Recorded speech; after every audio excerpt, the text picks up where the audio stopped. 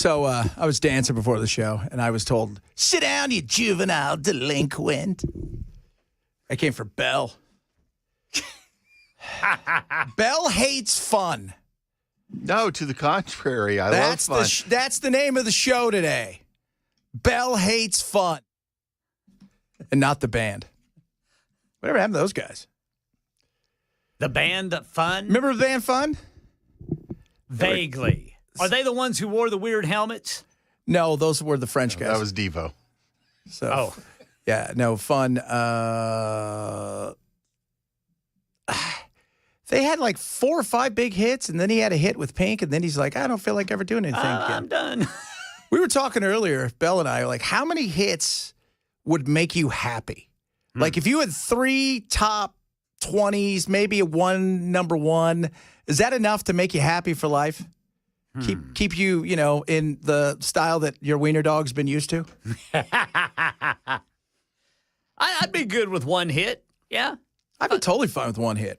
Got to be big. And holiday hits are the best because you want to make sure every year they're playing your crap. Well, and it would be fun to watch a crowd of people who came to see the band you're opening for sit through 45 minutes of crap until you finally play your one hit. Well, I was telling him, so I'm telling Belle, for those of you guys that know, Belle used to work in the record industry a long time ago, back when they had records. True story. And he did. He was awesome. He's like, his stories are great. And we were sitting there, and we were talking about this, and I said, I talked to Mike Areno. For those of you guys that don't know, Loverboy. Yeah. So it was really, I'm in Palm Springs, and I keep hearing this plane fly over. I'm doing an interview with him, and I'm like, what's that? He's like, I'm outside, man. I'm in Palm Springs. I said, dude, I'm in Palm Springs. So he zipped over to the station. He didn't know where we were. But he was telling me he was on tour with, what's her name? Pat Benatar. Yeah. And he goes, we go on stage and we play our 6 hits, 8 hits. He goes, we'll play Everybody's Working for the Weekend 40 times, right? Like, we're getting paid stupid money to run around and play at fairs. Yeah. She comes out and she's playing stuff from her new album. Like, nobody cares, lady. No. If I go see Pat Benatar, I want all of the hits from the 80s. And you're going to get nothing anymore. Yeah, she won't do Hit Me With Your Best Shot anymore. Yeah. Dan Mandis tells a story of one time he went to a festival where John Cougar Mellencamp was playing. And about 25 minutes into it, he says everybody realized he wasn't going to sing any of his hits. He says, Dan said he was only playing Irish drinking songs. What? And said eventually everybody just started kind of I would be booing. Just absolutely... Like, because I was talking to Mike Reno. It's like, it was the weirdest day. I also interviewed that day Yoko Ono. So there's that. We never aired an ounce of that. It was so crazy.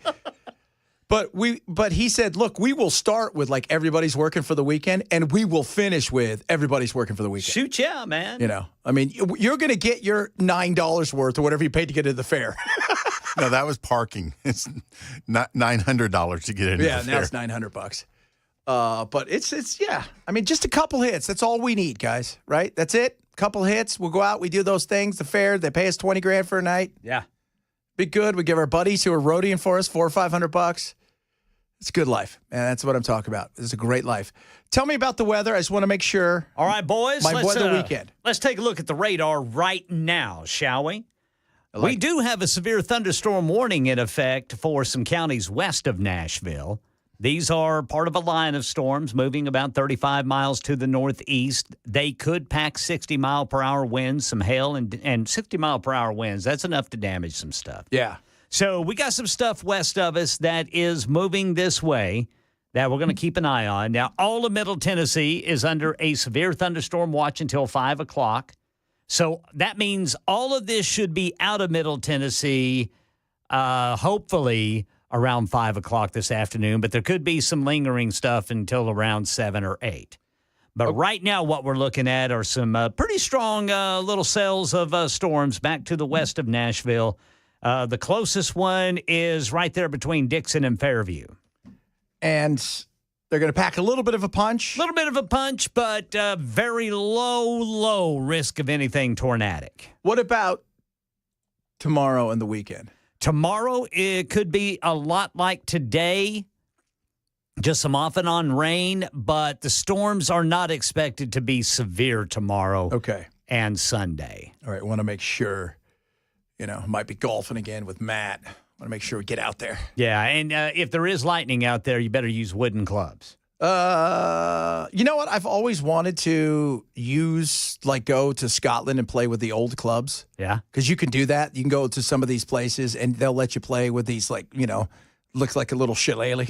Shillelagh? Like it's a giant pipe there. Oh, look at me with my giant pipe. Oh, that's really great. Look at me hit the ball all over the place. Oh, that's fun. You know what's funny? I try to tell people, everybody's like, what's your dream golf course? I got a chance to play St. Andrews. It's like a public course. It's just a course. Yeah.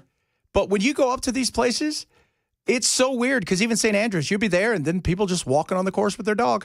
It's like their backyard. It's not like when you go to golf courses here and it's their backyard. It's a different story. Right. It is their backyard. Yeah, it is their. Yeah, there it's like, oh, look at us go outside. Miss Shillelagh. Oh, man. So I was listening to some of Matt's interview yesterday. I'm still confused about what's getting taxed. 26%, but we're going to equalize it? Yeah, I don't understand that talk. I mean, basically. So you got 45% rise in your house over here. You got 20%. We're just going to basically try to figure out what the average is, and everybody's getting that. Well, from what I understand from the mayor's office, anybody at 45% or above, that's who's going to get hit by the property tax increase. Okay. It's going up $2.85 per $100 of assessed value. And Axios did the math on that and came up to 26% for those who will be facing a property tax increase.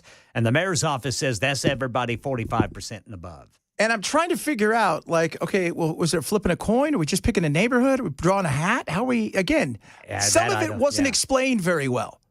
And then we're going to spend basically $200 million trying to solve the housing crisis. Well, that's a lot of money to solve something that you're going to get 8 people into in 12 years. I mean, it's like the amount of money you're going to go spend on fix the roads and take that other money that you were going to spend and just buy everybody a car. And here's the other thing. There's all these damn scooters everywhere. Why don't you just scooter around? Am I right? I mean, why get on a bus? We got scooters that are electric. They're cheap. Are they cheaper than a bus? I don't know. I saw a couple of people yesterday, though, riding when I was walking home. Yeah. He was zipping the dude. He was about our age. The wife. Yeah. She looked terrified. Yeah. She looked, and he was about 300 yards and just pulling away like they were racing. And nobody told Linda. But I'm trying to figure out, I listened to it, and then I listened to Matt, and then I've got some of the audio, and I listened to it again, and I'm still. Yeah, it's a lot of it's a lot of finance political talk. Yes. And it's a politician putting it in politician terms.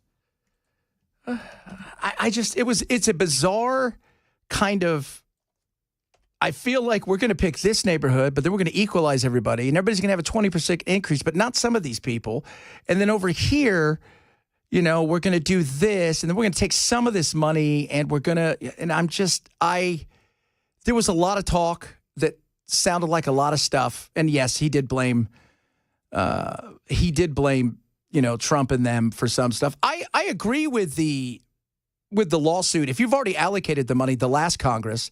I think they're going to win that in court because you gave that money already. You can't snatch that money back. That's already been tried before.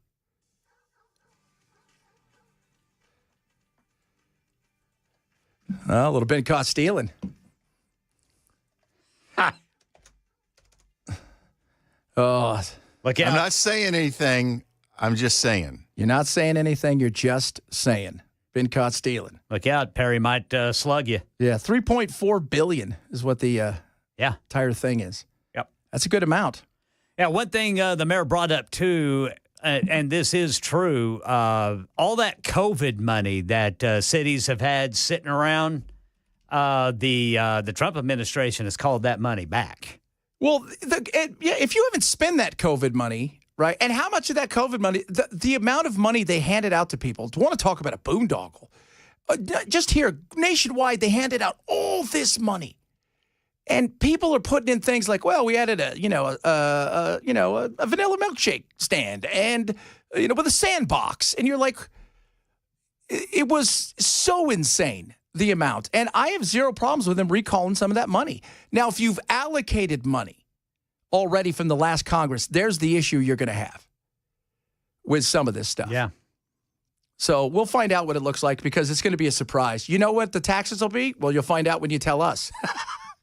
By the way, let's see here. Chad, my uncle was Del Shannon. He had one huge hit, 7 smaller ones. He lived a very wealthy and happy life. Yeah, little runaway. Yeah, until he killed himself. But, up until then.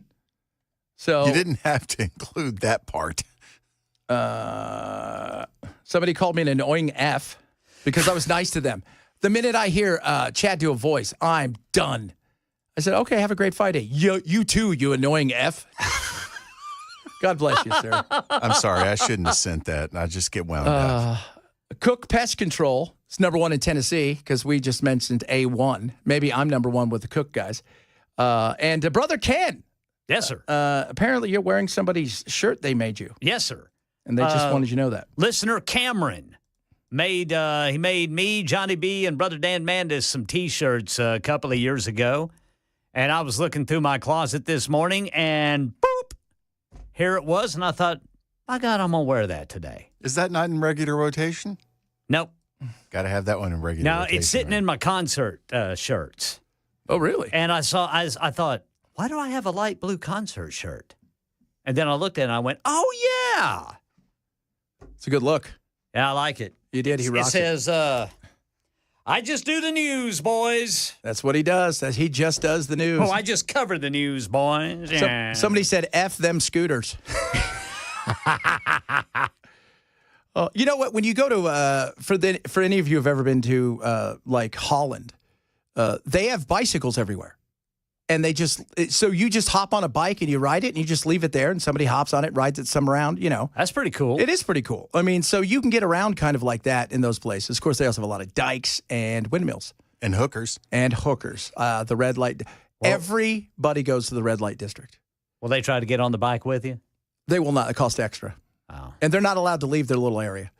So they got designated zones. Oh, they do. They do. Yes, sir. They do. It's much more controlled than you think. Coming up, kids, lots of good stuff still to get to. The China thing is interesting. I'm going to play you something from China.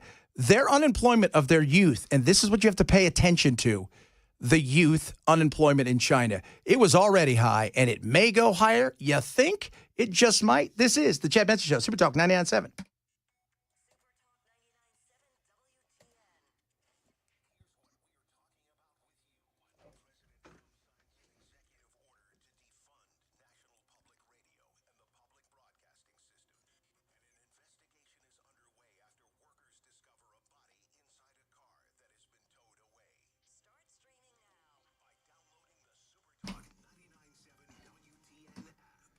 Bulwark Capital, which I talked to my buddy, Zach Abraham, Chief Investment Officer at Bulwark. He and I were talking last night about all things going on in the market. We talked again today. They invest all over the globe. And their big thing is they're going to show you things that you've never even thought of before. This is what these guys do, and they've been doing it for a very long time, and they're great at it. When times look like they're doing all right. They know how to protect the downside, give you the most upside potential. They want to give you a second opinion on what you're doing with your investing and your retirement. And it is amazing. They take care of my family, they take care of me. It's why I love them, and they are just incredible. Get a second opinion. It's not going to cost you anything, but a little bit of time. Call 866-779-RISK, 866-779-RISK today, or check out everything they do at knowyourriskradio.com. That's K-N-O-W, yourriskradio.com today for Bulwark Capital. Investment advisory solutions offered through Trek Financial LLC, an SEC registered investment advisor. Investment involved risk, not a guarantee. Past performance, not guarantee future results. Trek 24173.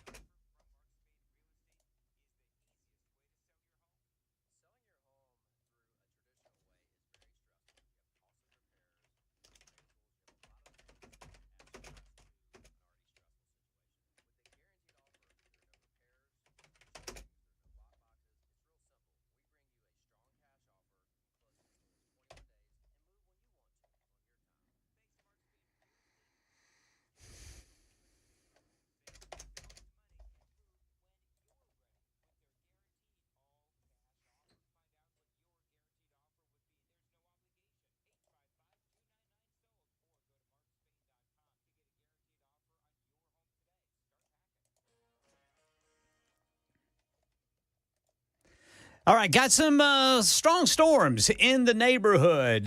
Folks over in the Dixon area under a severe thunderstorm warning now until 12:30. This is part of a line of showers and thunderstorms, some of them strong, moving to the east at about 35 or to 45 miles per hour. Got some brand new money news about how much money you need to make in order to afford a home. That's coming up at 12:30 on Super Talk 99.7 WTN. So I can't wait to hear that. Let me tell you something, guys. We got a good jobs report. That's great. There's jobs out there. It may not be the best jobs in some areas and may not be all the things that you dream of, especially if you're younger, right? Because you got to start maybe down at the bottom. And I know that they told you were going to come out of college and get a $700,000 a year job. That didn't happen. But consider the alternative, China. These entrepreneurs are racking up thousands of followers online for their unusual proposals. Here in my company, we pretend to work. There is no activity. You're unemployed, so come to me and do what you want. In the heart of the business district in the Chinese city Chongqing lies a fake company. This is the reception area, but there's nobody there. This is our workspace. There are computers and printers, but they don't work.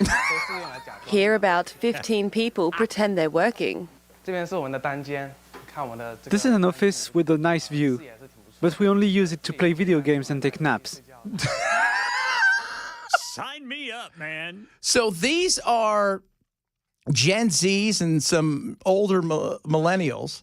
I mean, younger millennials. They're there in the heart of the business district. They don't have a job. They got no gigs. So they're paying to pretend to have a gig.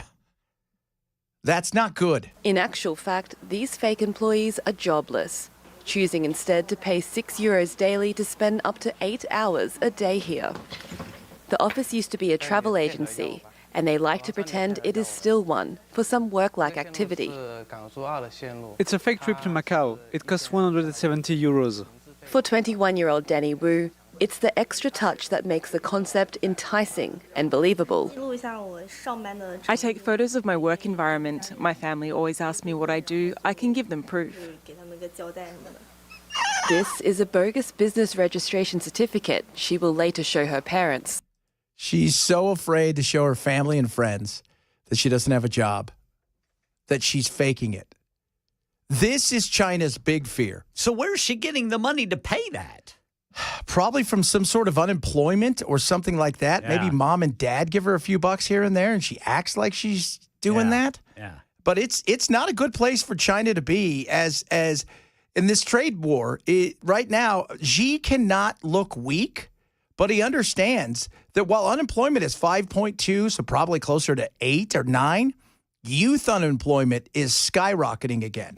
A growing number of young people in China say they are seeking these companies in order to avoid judgment from others. Here they play cards and enjoy each other's company, but some admit they're not even looking for a job. The job market is not good, and when you have a real job, you often have to work overtime. China's youth unemployment jumped to 17% last year, but experts say that figure could be much higher. So the highest it was in 2023. Even when things were rocking over there, their youth unemployment was 23%. You guys recognize when young people have those idle hands and they feel like life's going to hell, it only takes a few things to trigger them to take to the streets. And they're more organized than they could ever be. The difference is they're an authoritarianism country run by a guy that is a Maoist. That would be, are we going to have that kind of clash the longer this goes? That's from Ghostbusters. I don't know if they have Ghostbusters over there. They should probably do it. I'll tell you that. So, That'd be a great way to get paid. Oh, wouldn't it be? Fighting ghosts all day? Yes. How great was that? Because you know what? You never have to show anything. No, you just got to pretend like you heard something. And just tell everybody, yeah, you got ghosts. I don't know. I'm not the exorcist. We can do that, but it's an extra fee. Let me burn some sage. See how this works for you. But this right here is the kind of stuff that, while kind of humorous and also sad, Yeah. this is the stuff that scares Xi. he can deal with the uncomfortableness for a while from the U.S. because he can't be seen by his people to be weak. That being said, at some point in time, something may break. And as they start closing factories and the job outlook gets worse, that's when you're going to have some serious issues. Because the young, you know what's weird? It reminded me a lot of our young. They're going to ask me to work overtime if I really do get a job. That was kind of weird. But they all sit there and they're just playing video games and on their phones, which is, they don't seem bothered that they don't even have a job at this point in time. That's exactly it. That, ladies and gentlemen, Dan Aykroyd. Phenomenal movie. Coming up, a lot of stuff to get to. We might talk a little jobs, a bunch of other fun stuff that we didn't get to this week. But I will tell you this right now. The fact that somebody's doing that with the fake jobs, amazing. Maybe some of you out there could do the same thing. I'm just saying. Entrepreneurial. It's not a bad thing to be. It's the Chad Benson Show, Super Talk 99.7.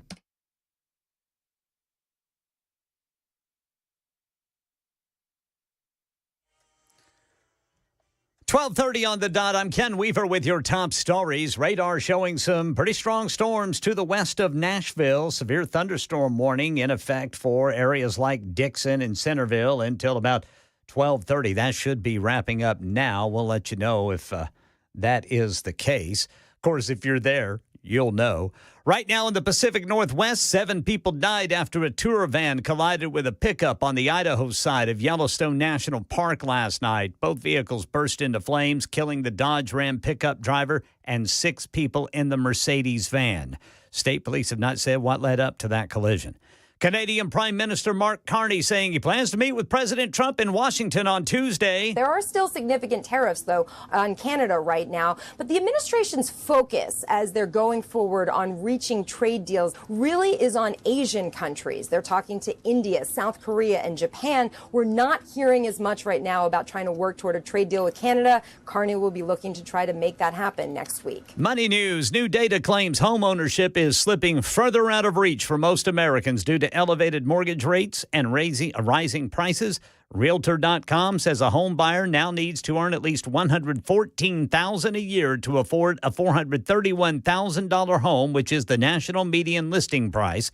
Here in Nashville, Realtor.com says a household income of $145,000 is required.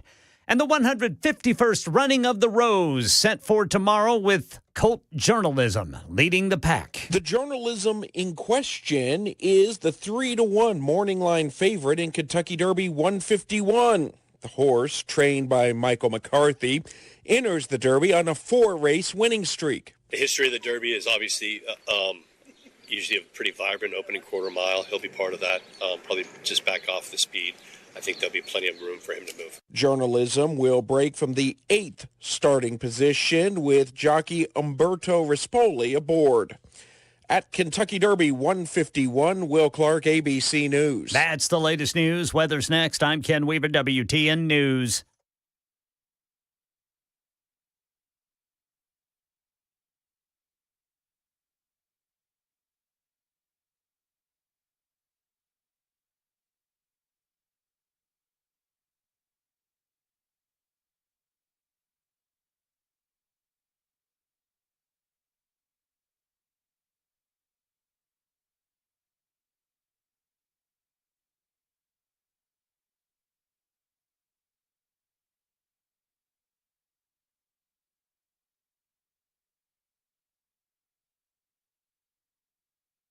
Will end up around 80 for the high today. Another first alert weather day for tomorrow. More showers and thunderstorms, especially early in the day, could produce heavy downpours and gusty winds. Once again, we should dry things out completely on Sunday. The Retirement Ready Toolkit is ready to roll for you from our friends over at Beacon Capital Management. So this isn't going to cost you anything. It's zero obligation, and there's no pressure. But they're going to walk you through the things that you need as you head into retirement. Maybe you're in retirement and you're starting to rethink, oh, do we have enough? Are we going to have enough? What about some of these other things you didn't think about? You know, because when you retire, you forget, oh, my God, we still have to pay taxes, health care and things of that nature. Let Beacon help you with that. So with your Retirement Ready Toolkit, you call 615-488-9303. You're going to get a Money Enough for Life book, a retirement planning checklist, and a Maximizing Your Retirement Income white paper. So whether you fear taxes or running out of money, and I know a lot of people, that's their biggest concerns because you don't want to unretire. Let Beacon help you and take the guesswork out of everything. Call them today to get your retirement ready toolkit for free. 615-488-9303 or online at askbeaconnow.com.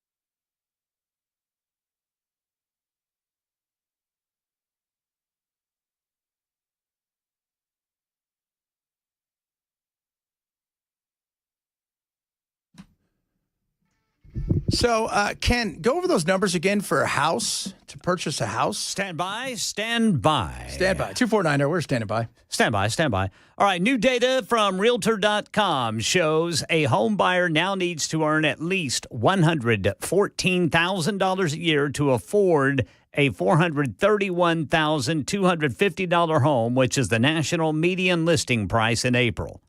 Here in Nashville, Realtor.com says that household income needs to be $145,200. That is, I don't think Freddie's got that. Wonder how many kids out of college are making $114,000 a year. I bet not a lot. I bet not. And by the way, even if you're making 114, you also came out with a mortgage payment essentially. Exactly. With your payments. So, and that doesn't take into account all the taxes that you're going to pay, the monthly costs of upkeep and that sort of thing. That is insane. When you think about that, 145,000 here. Yes. Who's buying? So I mean, if you think about it, who's going to buy that starter home, right? Even if you're a couple and you're making 75, 80 grand each, yeah, you've got enough. But this is why when they worry about, we're not going to have enough kids, we're not going to have people, we have so much that this insanity of the cost of homes, and we're not building fast enough. At the end of the day, Freddie, you want to grow and you want to have an affordable house, build. That's it. You need a flood in the market. You don't need $200 million in ideas. Take that money and put it into building.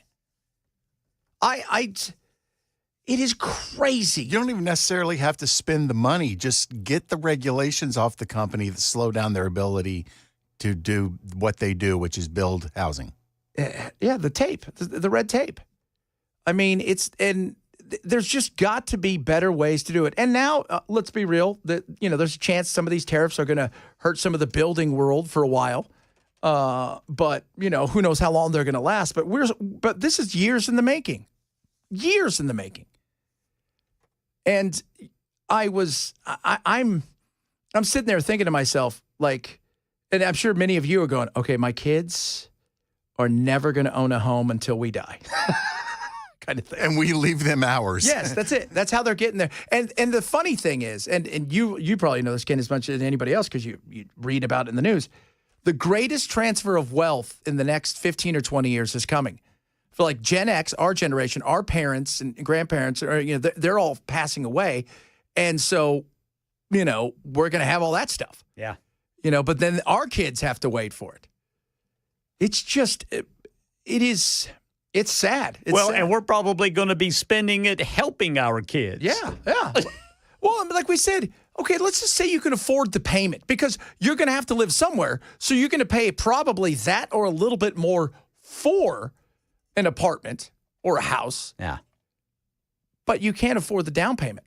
The down payment is the killer for so many young people. Yeah, because, not only that, but it also knocks those monthly payments down. Yeah. And it's got to be significant now. So, it's funny. Like I gross or net, somebody said. I'm assuming that's gross, not net. Net, that would be $250,000. Yeah. But like I get these things sent to me because my mom's always tells me, hey, monitor, the areas around my house to see, what the prices are. I don't know if she's got something in mind. But I looked today. There's an apartment complex like up the street from my mom, 838 square feet, $800,000. Goodness. You have to go outside to change your mind. That's how small that is. My mother doesn't live near the beach. There's no view in this place. They have like a little community pool. It's an apartment. Yeah. So it's made of gold, right? I know. Is there $700,000 in yayo in there? What is it? He said yayo. Oh, yeah. The other things, if you buy a condo, the HOAs. So where we live, great place, love it. The HOAs for the condo, like $700. What? A month? Yes. Oh. Yeah. It was like $693 or some ridiculous thing. You know what kind of pool we have? We don't. Oh, man. We don't even have a jacuzzi. You know how mad they are when I set up my jacuzzi right there in front of the elevator? I'm like, I'm doing this. We're paying a lot of money for this. Yeah. So, but it is, I love being able to, walk to work. But I was talking to my wife. I'm like, because the person we're renting from, because we got such a great deal, they said, yeah, we're thinking about selling. And I'm just like, man, there's no way I want to, not that I love the place, but it isn't worth that. $600 a month alone just for the HOA. Yeah. And because you forget about that, right? You forget about the insurance. You forget about all the stuff. That's all, yeah. And then with the insurance and with tornadoes and all the stuff happening, and these insurance companies are going, well, we better hike everybody's stuff up. Oh, I rent a home for $2,300 a month, but can't get financed to own my own home. Says 5711. Goodness. Rents $2,300 a month. Yeah. Man, that's just money out the window. So, not even an acre of property costs $100,000 before you start building. So it's just those tiny homes are the wave of the future for the kids. Yeah. Right? You know what you do? If you live out here, you go outside the city, maybe make that 40 minute hour drive in. You buy some acreage and everybody gets a tiny home. Yeah, so this story goes, based off the latest U.S. median home listing price, home buyers need to earn $47,000 more a year to afford a home that they would have just 6 years ago. My God, that is crazy. Now, if you're in a home, it's great. If you've got, if you got the Ken 2.9 or 3.1. Yes, sir. You're living the dream. But even you said, you've gone and looked, but I'm stuck. You're stuck because you're caught in the, oh my God, I can't give up this interest rate. Yeah. Which is also hurting the housing market. Yeah. I got to ask Jennifer about this, but I want to say ours is right about 4.1%. But now, everything is up to 6.7%. Man, that's That's another $500, $600. Yeah, it is. And I'm not going to do that, man. No. And a bunch of people are, some people are saying I made great financial decisions. We get it. Yeah, some people do. But even then, even if you make great financial, like my buddy, he does really well for himself. But he says, he's got a house now in California, and he was able to scale up rather fast, and he hit the markets good. Mm-hmm. But he even said, man, if without my family coming down with the first $100,000 for our down payment, we could never own a home. Yeah. Even if you're making $250,000. That's what's insane. Now here, if you think about it, you come out of, a school, and even if you're a doctor or a lawyer and you're making six figures, it's still not enough unless you've got other income and you got a down payment. It's going to be, this is the stuff that's, and you wonder why people don't want to have kids, which, by the way, was crazy because they didn't the math right. I don't know if you saw this. They redid this. We need 2.1 children, basically, to above replacement. They got it wrong. We need 2.7. We're at 1.7, and without immigration, legal and illegal immigration kids, we'd be closer to 1.3. We're going to disappear in the future. Doesn't matter. Hey, guess what? Homes will be cheaper. Homes will be cheaper. Yes, they will. But how many people are sitting here right now? And Tammy said the same thing that I've been telling you.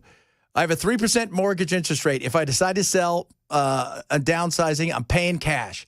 That's the only way. If you would go from a house that you have and say, all right, well, we're empty nesters now. Yeah. And maybe we're going to just pay cash and not have to worry about anything ever again. And I think that mortgage thing that has happened with so many people who've got so low rates, that's going to be hard for people to want to give that up.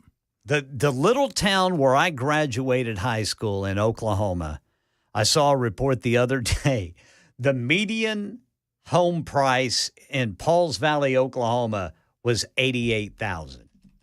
I told my wife, I said, let's sell and let's just go buy one with cash. That's it. She said, I'm not living in Oklahoma again. What's wrong with Oklahoma? As she grew up there. How far away is it from, I don't know, Oklahoma, like from beaches and that sort of thing? Like from Oklahoma City. Oh, from Oklahoma Tulsa. City? Oh, well, Pauls Valley would only be like 40 minutes from fine. Oklahoma City. Yeah. It's fine. It's fine. You got to, and that's what, you're going to see. You know where I see the next place taking off? West Virginia. Yeah. And if I am these small little towns who have seen everything die, I am doing everything I can to get young people, like they're trying to do in Japan. They're trying to save little towns in Japan by giving houses away for virtually nothing because everybody's moved to the cities because they can't afford. But now that we can remote work, but you've got to, think about it. If you live in New York City and you're thinking to yourself, we're never going to be able to live in, afford. You can make $300,000. You're not going to be able to afford anything real. So you think we're going to move to West Virginia. That's a big culture shock. But that may be the only way you own something. Well, I mean, I mean these kids coming out of college, I'm sorry, but little towns like Pauls Valley, they're not hiring very many college graduates for anything in these little towns. It's going to be as you try to, as Freddie's talking about it yesterday, and he's trying to tackle this. It's just this is something that's not going to be tackled with programs. It's going to be tackled with action. That's it. It's the only thing that tackles something like this. And the other thing is people are going to have to start making serious decisions. What is your limit for your drive? Yeah. That is, are you willing to say, you know what? I'll drive an hour each way if I know I've got a yard and we've got a nice little life and we can own something. Because there is that point where you start thinking, if we're going to own, we might have to go further out. And to do so, you have to ask yourself, what can I stand on a daily basis? Well, dude, there are a lot of people at that point right now here in Middle Tennessee. I mean, it's taking an hour for me to get here and get home. So I'm already in that hour-long drive. Yeah. And, in Rutherford County, whenever we first came here, like I said, we were able to rent an apartment for under $1,000 a month, a 3-bedroom, 2-bathroom apartment for under $1,000 a month. That thing right now is like $1,500. It's hard to tell your kids that. Yeah, Back in my day, it cost a buffalo nickel. We got 9 acres. I'd just give them some eggs. Oh, my goodness me. Coming up, distasteful or is this art? We're going to discuss. Oh, boy, this is something that's starting to get people angry around the country. We'll do that straight ahead. Chad Benson Show, Super Talk 99.7.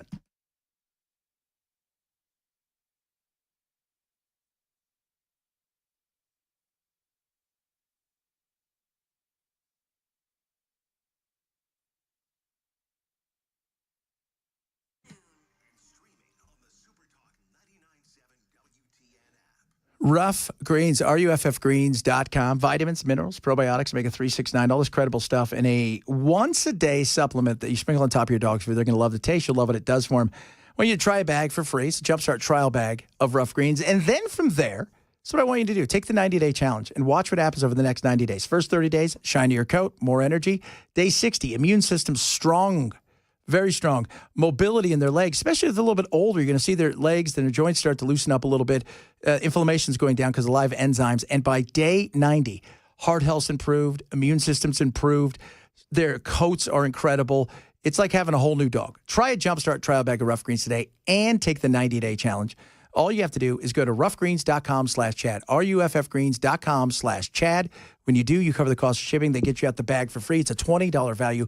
ruffgreens.com/Chad.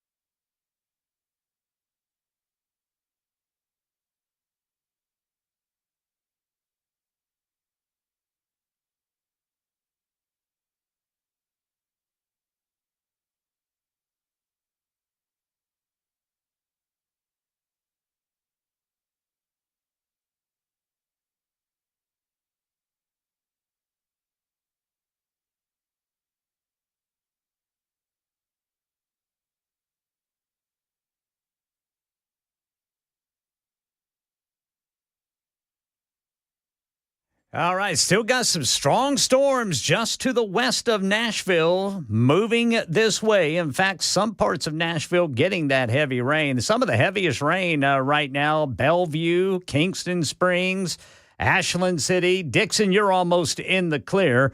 Franklin, you are in the path of one of the strongest storms. Again, these are just severe thunderstorms, nothing tornadic, but all of Middle Tennessee is under a severe thunderstorm watch until 5 o'clock today, so this could be ongoing. Fiery crash claims 7 lives near Yellowstone, and homeownership slipping further away from most Americans. Student loan payments coming due again at 1 on Super Talk 99.7 WTN. So, the Tonys were announced the other day. Those are basically the Oscars for the Broadway. I don't know if this is going to get any kind of an award, but it's definitely causing controversy.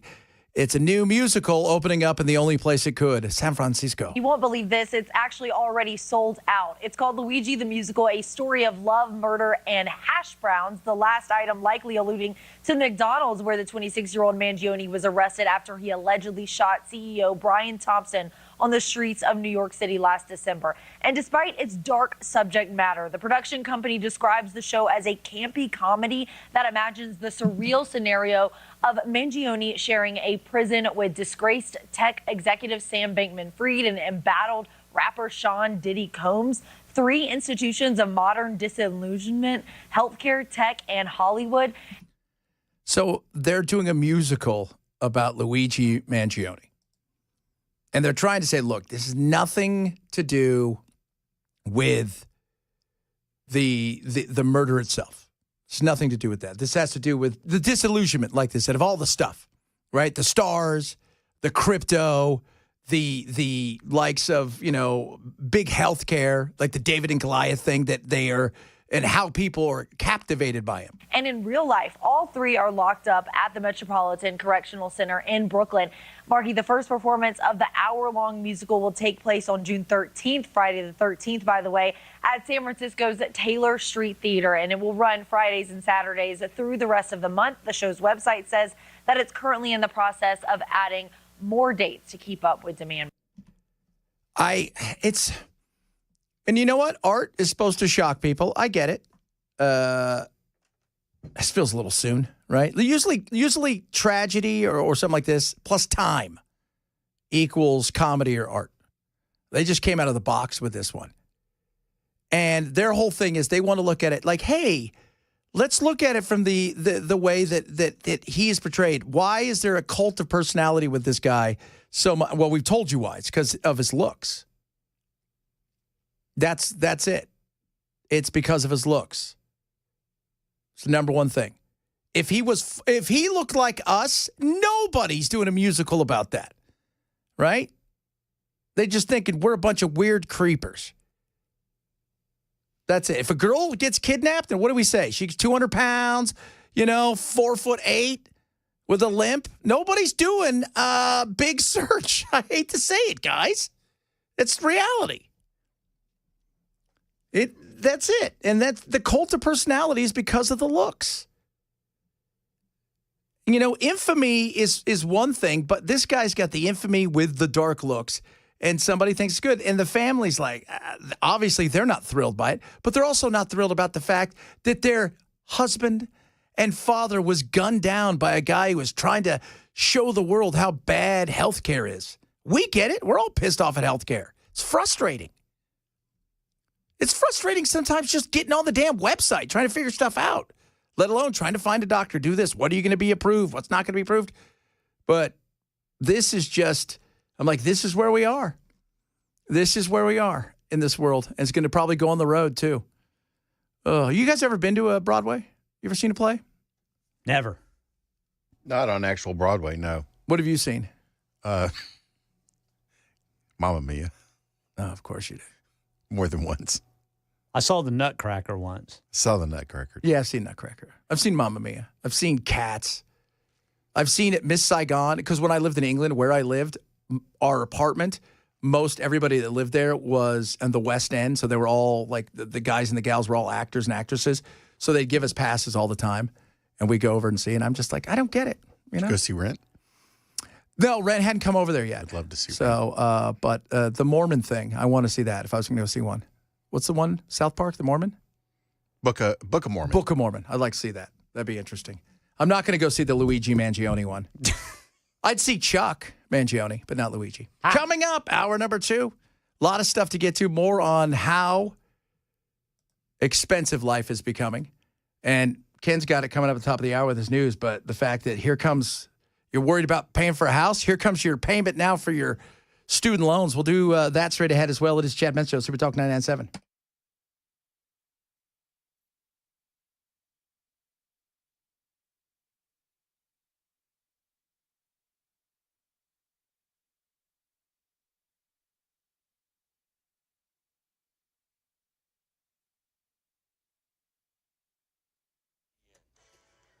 One o'clock on the dot. I'm Ken Weaver with your top stories, and we've got some severe thunderstorms right here in the neighborhood. In fact, parts of Nashville, Dixon, and Williamson, well, actually Davidson, Dixon, Williamson, Cheatham counties under a severe thunderstorm warning now until 1:30.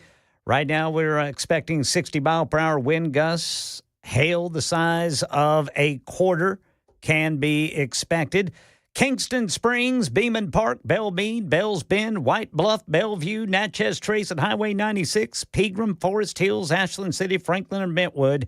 You're all in the path of this storm, moving at about, it looks like, 25 miles per hour. So this one's slowing down a little bit. Now, all of Middle Tennessee is under a severe thunderstorm watch until 5 o'clock this afternoon. So we could see more strong storms throughout the afternoon after this band moves through.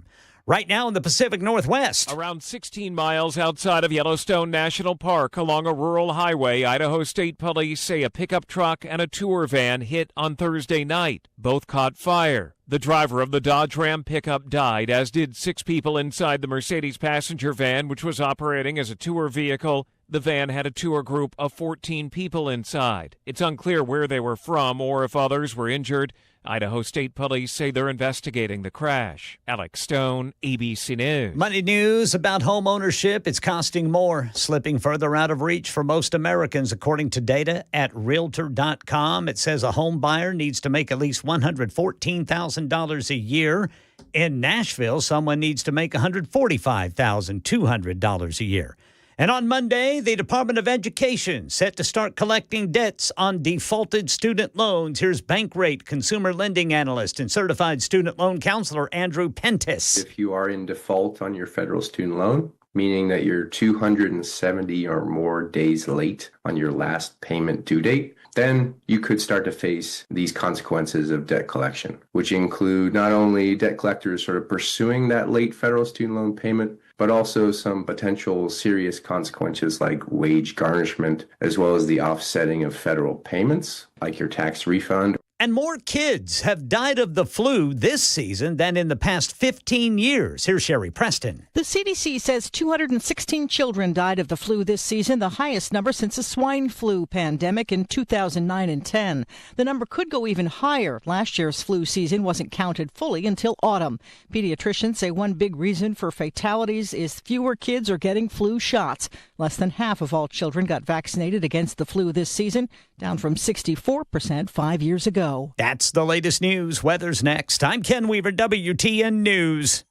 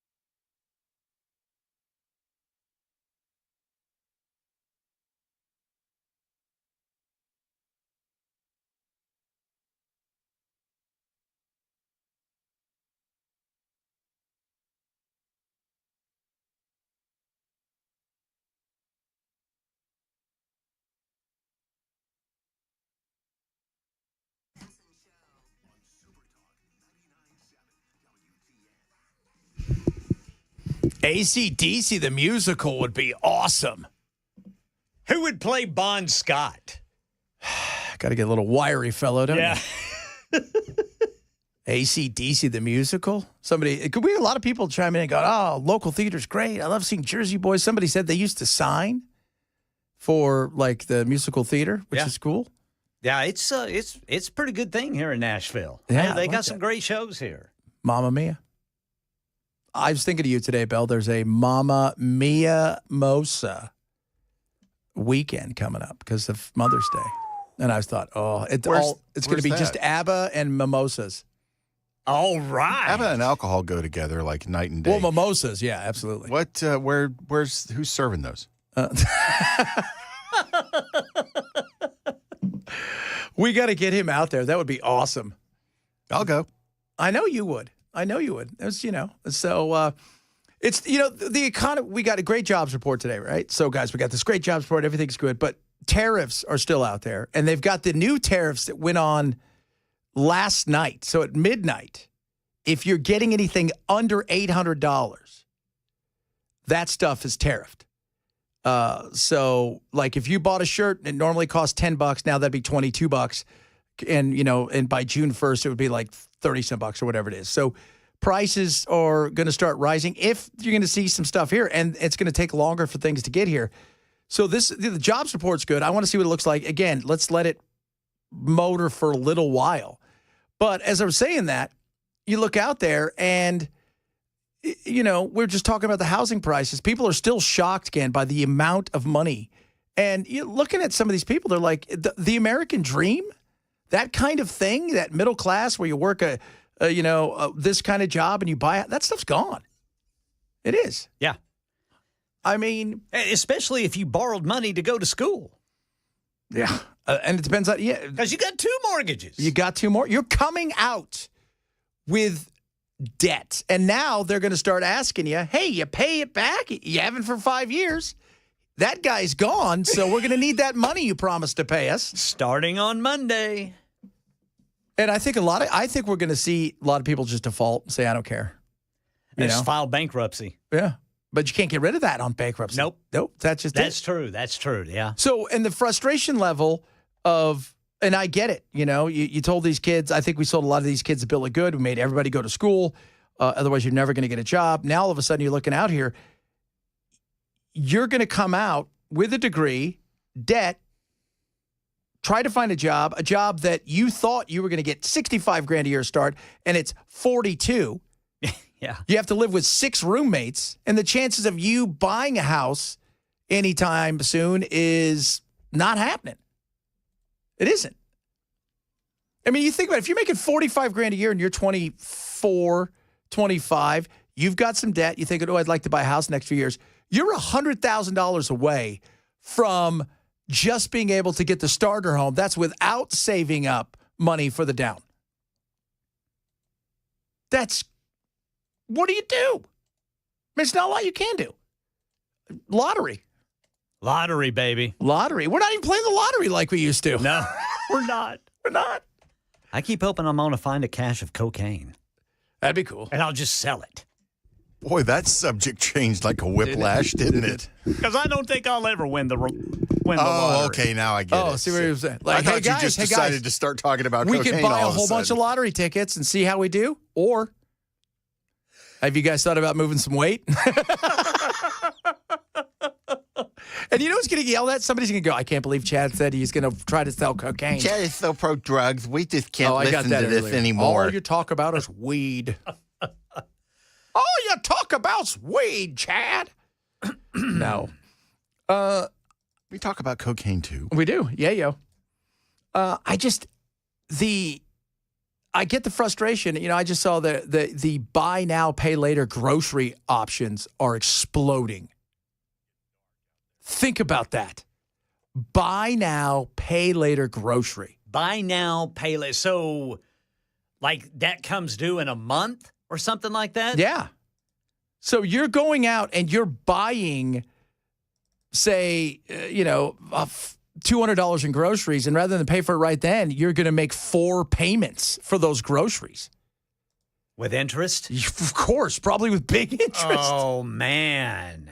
No, I could not imagine doing that. For groceries. That orange is now $9. For groceries. I mean, think about that. You're going to go and spend, like you said, you're making payments to the Cocoa Pebbles you bought 7 months ago. Yeah. That is not going to be a helper. No, sir. So inflation still kind of there. Tariffs aren't going to help. And, we've got to be honest about, where we think this thing is going. I mean, I would love it if we woke up tomorrow and everything's great and the world's just a wonderful place. But, if we're sitting here talking about the fact that many of you are chiming in who are in your 50s and saying, I'm nowhere near owning a home. And you do okay. But you're spending $2,300 a month on rent. Well, you were talking about longer commutes. I got a message from one of our listeners who said he moved his family to McMinnville. But he works in Smyrna, and it's an hour and a half drive for him. And they're willing. But they can afford where they're living in McMinnville. Yeah, and if that's the goal, which is to own a house. That's what you got to do. That is. And you got to, that's somebody just said a little while ago that they're done. They said, I've been making this commute for an hour for 15 years. I can't do it anymore. We're quitting. He goes, that's July 1st. I'm quitting. And I get that. That's what you have to decide. What is it worth to you? Yeah. What do you miss? Let's say you have kids, young kids, like your kids, Chad, and they've got a Little League baseball game or something like that. Good luck getting home in time for it. Exactly. You're spot on. Like you said, it takes you about an hour? Yeah. Yeah. See, when I was in Arizona, I had 65-mile drive both ways. But wow. Yeah, both ways. So, but 50 miles of it was desert because I lived literally in the valley of the desert, the dirt people. Yes, sir. But still, when I got into Phoenix, it was bumper to bumper. Yep. And COVID changed a lot of that, obviously. But still, I would, and I had this weird world where I was up at 2 a.m, there by 3, and to get home to sometimes 8 o'clock at night, and it was exhausting. Wow, man. And I did that for 5-6 years, and I said I had enough. That's why I told my wife we need to live somewhere where I can almost walk to work, and we do. But we pay a little bit for it, and I'm willing to do that for now because we wanted to. Also, when you move somewhere new, you want to find. I don't know exactly where I want to live. Right. You want to scout it out. Yeah. Yeah, and you at least want to start in some place that's got some action going around. You're close to work, maybe you're close to restaurants, you're in the shopping area that you're going to want to check out. I mean, everybody has, you're having to learn the city, and you've only been here 6 months. It's not like every nook and cranny. Yeah, and see the kids too, because my kids grew up kind of very rural, like super rural. What I mean, we're the Valley of the Dirt people. You're out there, dude. Yeah, Sheriff Lamb was our sheriff, and if you guys probably see him on TV all the time on Fox and stuff, and it's the kind of place where my kids would be driving around with their motorcycles that in Phoenix they could never do, and the cops would just wave at them. They didn't care. So we were out there. But it is exhausting. And I tell people, man, and coming from California, it wasn't a big deal because going 5 miles in California is an hour. Yeah. Yeah. That's the problem with California is everything is an hour, but you could see your house, but you can't get there. Yeah. That's the frustration level. That being said, somebody just said, Nashville's going to become for the rich only. I believe it, man. At the rate this is, and we're talking yesterday about Freddie and this bizarre, we're not quite sure what 26%, who gets what. And, a lot of people are concerned too about being priced out of their own home because of taxes, which is another issue altogether. I still have no idea what the taxes, how exactly this is breaking down. So there's a lot to it, but life is expensive. And some people said, somebody just said it because I said the buy now, pay later thing is becoming a big deal at the grocery stores. That just seems like, man, that's, that's stupid to do that. Yeah. It is literally one of the single worst financial decisions you can make. It's hurting would be you. finance your groceries. Well, and we've talked about the debt crisis in this country. We've got record credit card debt already. Yeah. And I mean, it's just eventually those bills come due. And eventually you have to make that decision because I think pre-COVID, everybody had a little money left over. right? Their check. They weren't living paycheck to paycheck as much as they have been. Yeah. And they had a little left over, right? And then COVID hit, and then it got really weird. And, then they gave you a whole bunch of money. Then after COVID, people started living more paycheck to paycheck, inflation, all the supply chain issues. And people extended their credit card limits because they wanted to live the same way, thinking it was going to be transitory. And now it's not. Nope. And it is, and it's not now. I mean, life is way more expensive than it has been for years for the average. And we've got it great compared to a lot of places around the world. But it is expensive, and it is frustrating. And we're a consumer-based nation. And right now, consumption is expensive. You know what's going to explode, I bet, in the next couple years? More of those payday loan places. Oh, yeah. Yeah. So they'll help you out of your credit card debt. Of course, it's not really helping you. It's just kicking it down the road a bit. So somebody said, don't California my Tennessee. You know what's funny? You know what California never says? Because about 4 people from California actually live there. Everybody's from somewhere else in California. Nobody ever says, don't Ohio my California. So settle down there. You go. It's so weird. Like you go to anywhere and you're like, where are you from? Oh, I'm from, I'm from such. Oh yeah, I'm from Ohio. Oh really? Well, I lived in Cincinnati. And it's like you go to a Cubs game in L.A. It's all Chicago, Illinois people. Yeah, bunch of wackadoos. You know, Albuquerque was a lot of transplants because of the. Now I forget the name of that chip making facility there. Not Micron. It was something else. But anyway, there was a big chip-making semiconductor plant, and, I mean, they pulled in people from all over the nation there. So then you had an explosion of people coming sometimes from places that had more. Their housing prices were higher. So what happens? They come, they pay cash. They're paying cash. That's right. They're paying cash. And Intel. That was the name of it, Intel. Yeah, wait till we start adding certain things like that. Everybody talks about all the great businesses coming here. Well, great. When you start adding business, you think it's expensive now. Wait till you bring in major companies that are going to build chips or they're going to build computer parts and things like that. Oracle. That campus is going to be, that's going to be something. What do you think is going to happen around that place and everywhere else? It's going to explode. Property values. So, and I saw people yesterday out there, in front of, City Hall, out there, and they're upset. And I saw Pamela but they were talking about they're getting priced out of their own home. They're not going to be able to do it. Right. Pay their taxes. They have enough to live, and now their house has become so expensive. They can pay the payment, but not the taxes. This entire subject matter just depresses me because it's like I'm never going to own a home. Well, and here's the thing. They're not going to get much relief anymore, just like, say, going to Wilson, Rutherford, or Williamson counties. Yeah, that's a good point. Yeah. They're going to have to go further. Yeah, it's like those were haven counties for people that couldn't afford Davidson, and pretty soon you're not going to be able to afford them either. Yeah. No. Like I said, man, when we first came here, I was elated we got an apartment, a 3-bedroom apartment for under $1,000 a month, man. I just thought, well, wow. You were in Boise. Boise exploded. Yes, Boise did. A lot of Californians. A lot of Oregons. A lot of people who like, I'm done with Portland. I can't stand all this crap. I'm sick of people crapping on the street. You know what the number one complaint, though, from the Californians in Idaho was? What? Traffic. Well, you weren't built for that. No. It wasn't built for 1 million people. It was built for 700,000 kind of thing. Yeah. Coming up, a lot more to talk about today. We'll talk a little bit about more jobs. A bunch of your texts coming in as well. If you're missing the show, we say shame on you. Grab the podcast. Chad Benson Show, Super Talk 99.7.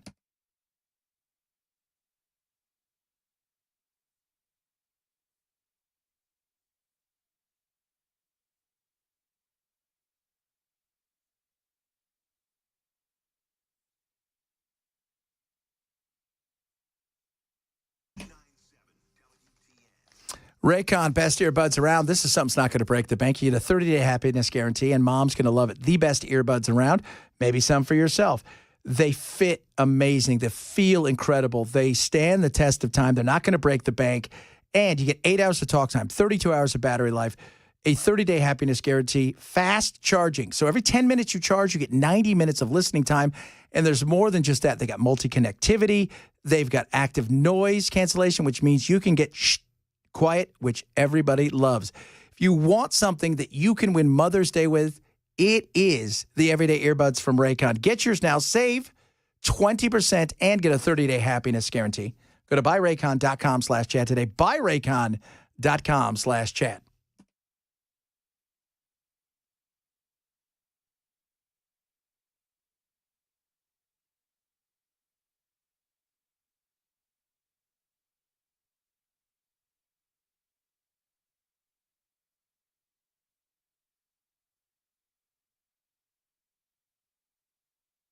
For many of us, generators are becoming a must-have household appliance. From unpredictable weather to surprise outages, it's better to be safe than sorry. Generator Supercenter of Nashville offers fast and easy installations with 24/7 service and monitoring to all brands of generators and expert repairs done right. Our mission is to make owning a backup generator simple and easy. Visit your local store today or check us out online. Generator Supercenter of Nashville. We serve all Middle Tennessee.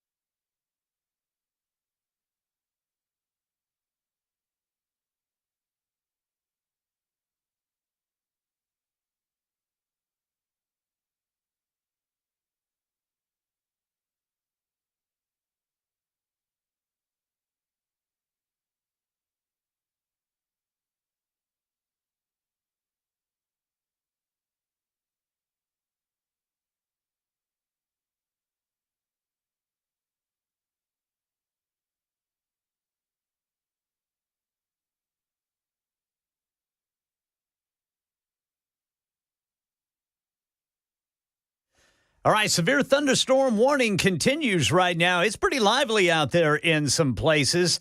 Checking right now where we're at, looks like at 1:30 it's supposed to expire or was supposed to expire for Nashville. However, that has been extended now until 2 o'clock, and it's not just Nashville, but it's Rutherford County, Sumner County, Williamson County, and Wilson County. Severe thunderstorm warning until 2.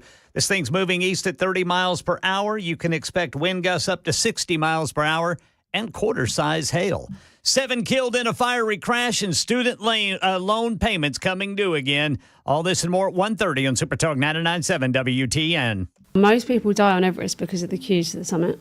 Really? Because it's so oversold, despite it being like £100,000 to do. You're paying all this money, you have to live on the mountain for 3 months to acclimatise, and then there's a chance that you may not do it. I've got a friend that has summited. He's got cystic fibrosis, but done all the main summits of the world. It took him 3 attempts, and he just said, like, he lost friends doing it and all these things, and you just don't think it'll be you. Mm-hmm. You go out to do these things, and you just think, oh, that won't happen to me. That is a person who just summited Everest again, and we were going to bring this up the other day. So they've changed all the rules at Everest now because no smoking. No. You know what's weird? Have you seen the Sherpas smoke? No. Right? Yeah, they're smoking. So base camp at Everest is like 18,000 feet. So that's where you start. We don't have anything close to that anywhere in this country. I don't think it's anywhere in this country. Mount Hood? What's Mount Hood? I don't know, but like it's crazy. Like you're starting at like 18,000 feet. There's two different places, but they're not letting you summit and you know, for the big mountaineers by yourself. It's costing more money. They're worried about the trash because I don't know if you're aware of this. There's not a lot of trash going on up there as far as like they don't have trash trucks. No. So nobody's cruising around, and they're trying to fix it when it comes to the not experienced climbers. And most of the deaths over the last several years, The pictures of people standing in line like they're at Disneyland to get to the top is insane. And there is no rescuing you. If you get sick and you go down, they leave you. And you stay there forever. They don't drag you back down, especially that close there. You know, the death, what they call you get up there in that death area, the death zone. Yeah, where you can barely breathe. Yeah. So a bunch of people are angry about it, but they're also saying, look, this is Nepal. This is sacred to them. You know, not just, they like the money because it's expensive. Yeah, you're there for 3 months before you even start to climb. So, but they want to stop the guy from, who's like an assistant manager at like at a tax place and who's been saving up his whole life for this. But he's never climbed a stair, let alone this. But he's got a poster. Yeah. I'm going to do it. No, you're not. It's like you and I were talking, man. I don't understand that desire to climb a mountain like that. It's like I told you, I had an acquaintance in Boise, Idaho, and there's a lot of mountain climbers and outdoor enthusiasts there in the Pacific Northwest. This guy was one of those guys that he slept in a tent on the side of a cliff. Yeah, I don't know what that's about. I said, how do you go to sleep? I just lay down and go to sleep. I said, knowing that 1,000 feet below you, you are separated from 1,000-foot fall from like a little thin tent. It's weird because you see they've got actually places like that are like hotels, like Airbnbs, right? Where you can go sleep on the side of the mountain, thousands of feet in the air, and which is stupid, I mean, first of all, how do you get down there? There's no elevator. No, there's not. So you got to scale it. And have you ever watched people free climb? Where one guy who did El Capitan with just his fingers, yep, and his feet, and there's no rope, there's nothing. Crazy. No, good God, I almost fell down the stairs the other day. My cat loves and hates me, wants to trip me. But there are some people that this is the stuff they live. I was telling you, they live for it, man. There was a guy, one of the most famous stories about Everest in history. Guy in Sweden decided one day, I want to climb Everest. He got on his bike and rode his bike from Sweden to Nepal, went up, no training, climbed Everest, turned around, came back, went home, and then was eventually killed on his bike. Oh, man. Oh, that's a horrible story. It's the equivalent of Jim Fix having a heart attack. Yeah. Beginners need to stick to Kilimanjaro. Yeah. Sally says they should just put, escalators in on Mount Everest. And you know what I hear people say, too? Well, why don't they just have helicopters go up and save people? Helicopters can't fly that high. Can't do it. No. Too thin. Air's too thin. Yeah. So, but it's crazy. And you're spending a lot of money. And I get it. For some people, it's overcoming something. Yeah. That you want to do. For me, no. I'll pass. I'll just keep trying to hold my breath for longer than a minute underwater. You're so dangerous. Ladies and gentlemen, Kim Weaver. Man, he's an explorer. Oh, he's just like a fish. Oh. It's not like the Grand Canyon, right? They have elevators and whatnot there. Always, every year, somebody dies at the Grand Canyon. Yeah. Always somebody's an idiot. Well, there was a story just the other day, and I forgot to do it. Apparently, a couple went beyond the warning track, and sure enough, to take a selfie, and don't do it. Every year. Oh, my Lord. And I don't know how many stories I hear every year, too, when I was in Arizona. People show up. They're on vacation. They decide it's 112. I'm going to go out for a 5 or 10 mile walk in the desert. And then they die. Yeah. Oh, geez. All right. Coming up, I've got a good story about the buy now, pay later for your groceries, which a lot of you are talking about, too. Financing everything. And with prices going up, how are they going to get back those ding-dongs? We'll talk about that. Chad Betts Show, Super Talk 99.7.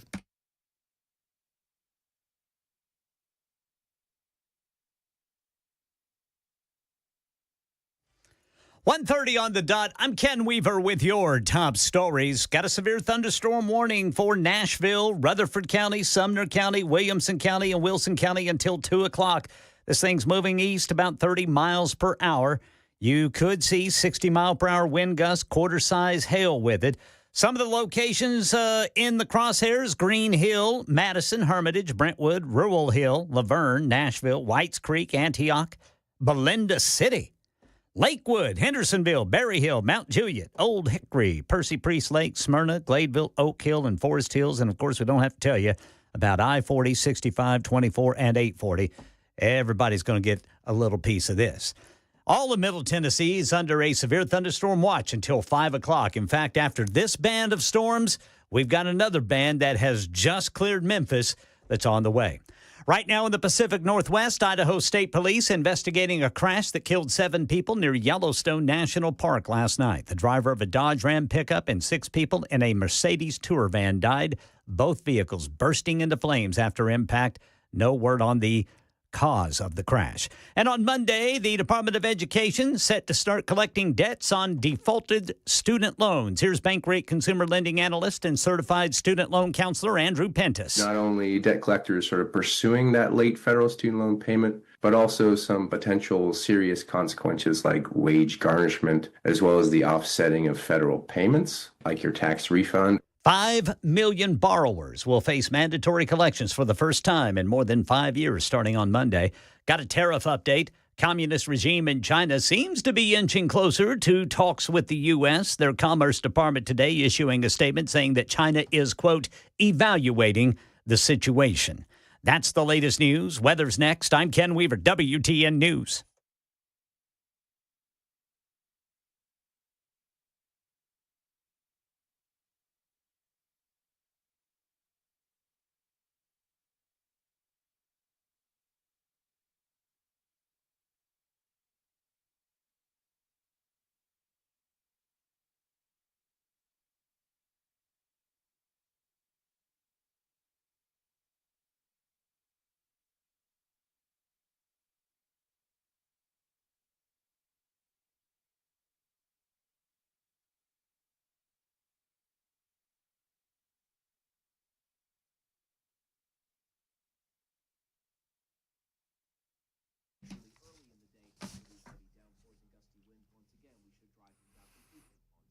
Dry is what you need, but maybe your basement isn't dry. Crawl space, right? The winter came, your pipes froze, but you think everything's okay, but did something burst there? Ooh.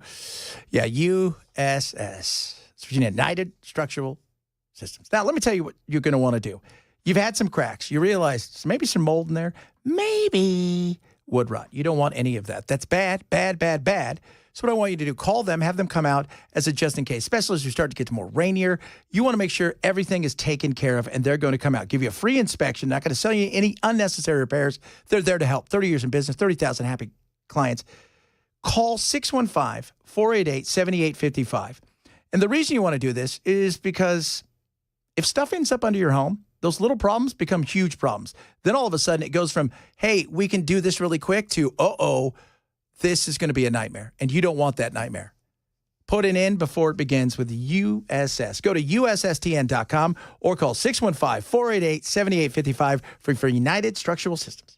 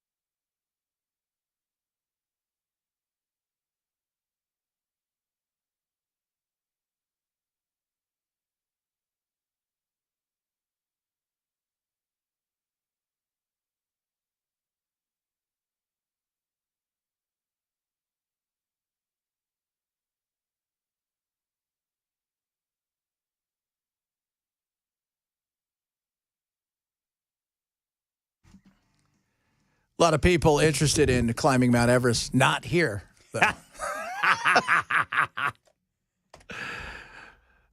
Sally said, what are they overcoming? Common sense? Some people have that itch. They got to scratch. They're always looking to do something. They're jumping out of airplanes. That's never, you know what's funny? Those kind of people, though, they would like, hey, you should do stand-up comedy. Oh, I'd never get on stage and talk. You know, they'll climb 30,000 feet in the air with the chance of dying, but bombing on stage at a 3-minute open mic? No way. No way, man. No way. This guy, this is about the Department of Education. Maybe the text of the day, I'm assuming it's a guy. 368 says, jokes on the Department of Education. My tax refund goes to child support arrears.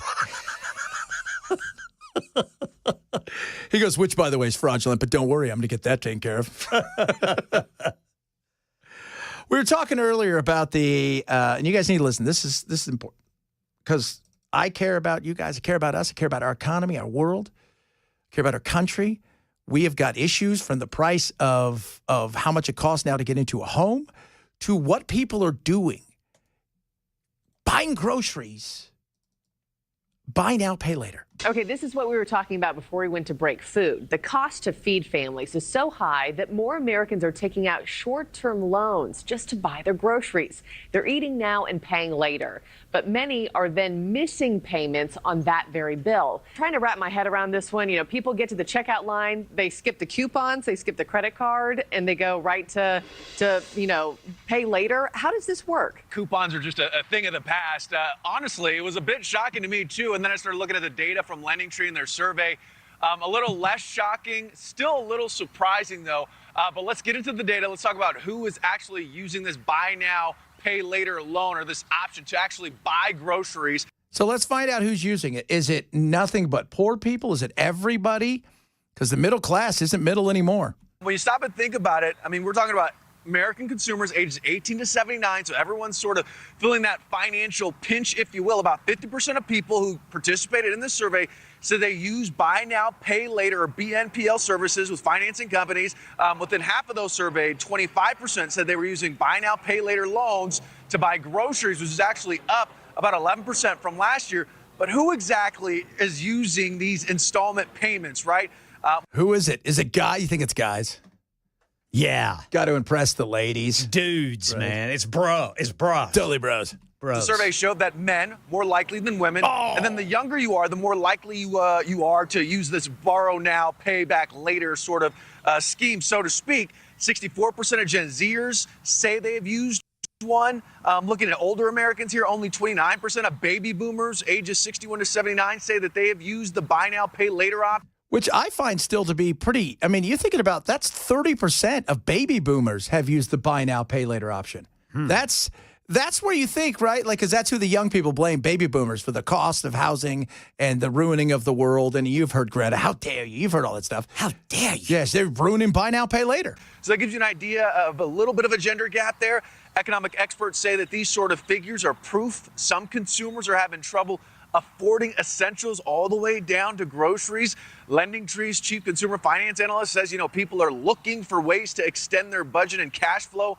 And that inflation, high interest rates are still putting them in a tough spot. Not to mention there's a lot of uncertainty around tariffs and other sort of economic issues. One thing to really be aware of, the downside for consumers, you can see higher fees if they pay late. And Marky, if they start stacking up too many of these buy now, pay later loans, that's why economic experts or finance experts will say you got to proceed with caution. Be careful. Use it if you really have to. I started thinking, it's like, oh, man. I got like 12 trips to the groceries on my credit. Yeah. Yeah, and just think, I wonder if you take that out, does that ding your credit? I'm assuming it does if you stop paying it back. But I mean, even if you take out even if you do this buy now, pay later, I mean, for a grocery, like just one time, does that I don't. ding you? Well, I mean, you know what? It's funny about, like, credit's one of those weird things, right? Where it takes a lot to build up good credit, but it only takes one little ding to see that thing collapse. Yes, sir. And that's the frustrating thing, where you know, this probably does ding your credit a little bit. And if you pay it back, does it help it that much? But when you're trying to eat, do you care? Yeah, exactly. Yeah.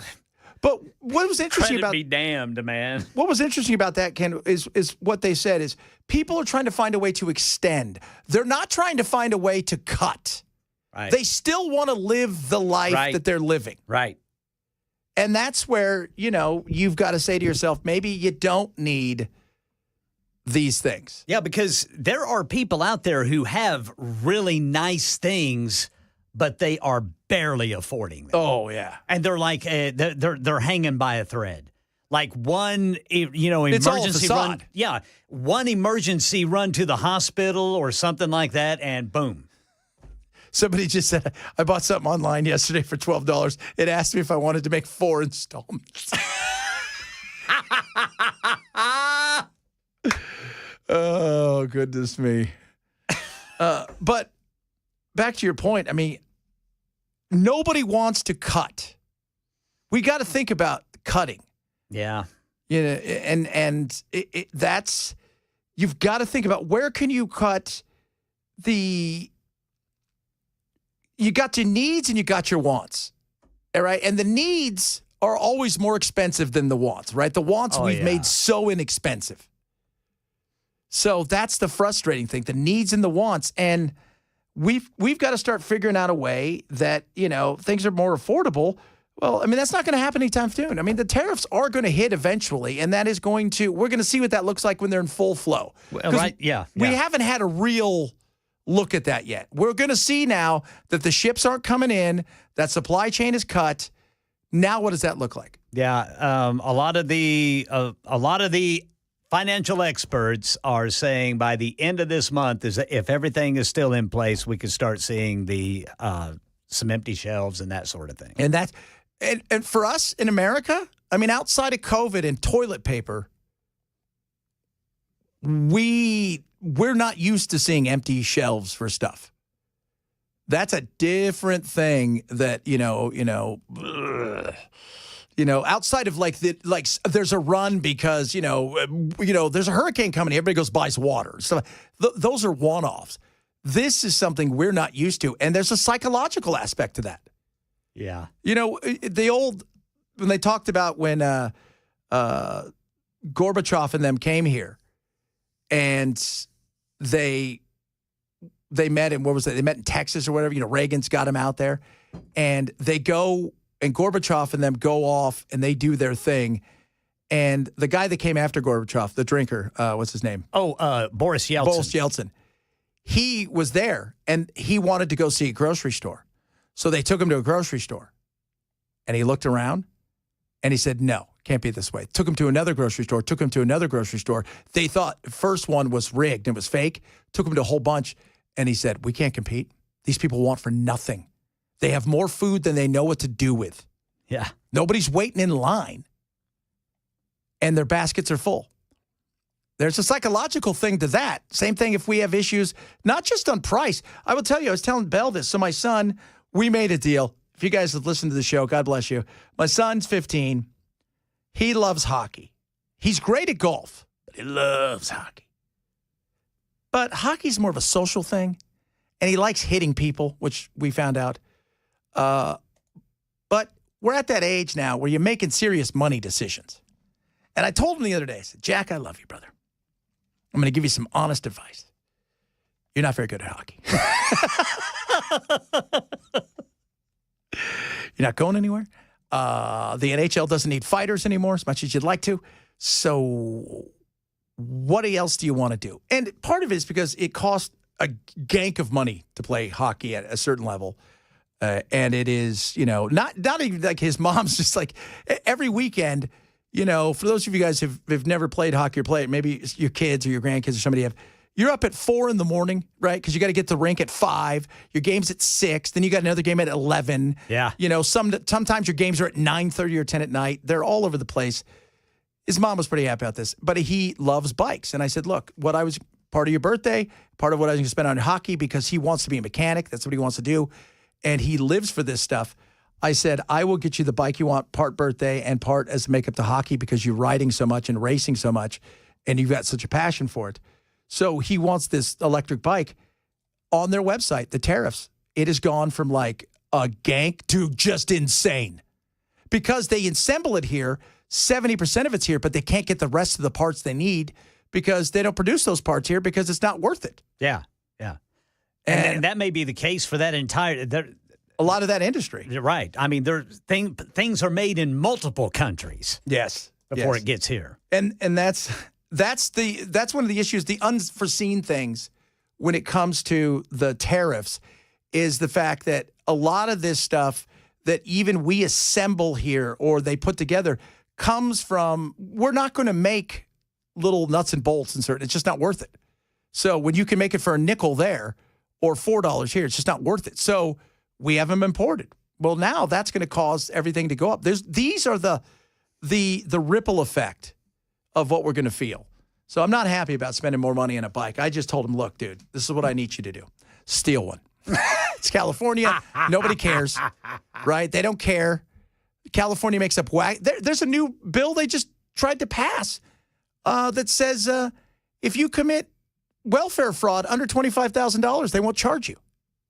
Wow. I know. Guys, we all need to get on this. I was getting ready to say, man, what are we doing? I have no idea. They'll start calling people and telling them we'll offer them something. People are very interested in the, he's going to do a little MMA. He's going to focus on golf because he is good at that. People are very interested in, by the way, of the food, the buy now, pay later, and how much it's going to cost. But they're also, all the texters are very interested in how do you repo that? You don't. You crush their credit. Yep.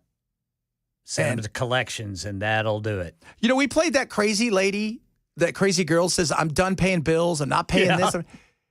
She's nuts. She's not the only one that feels that way.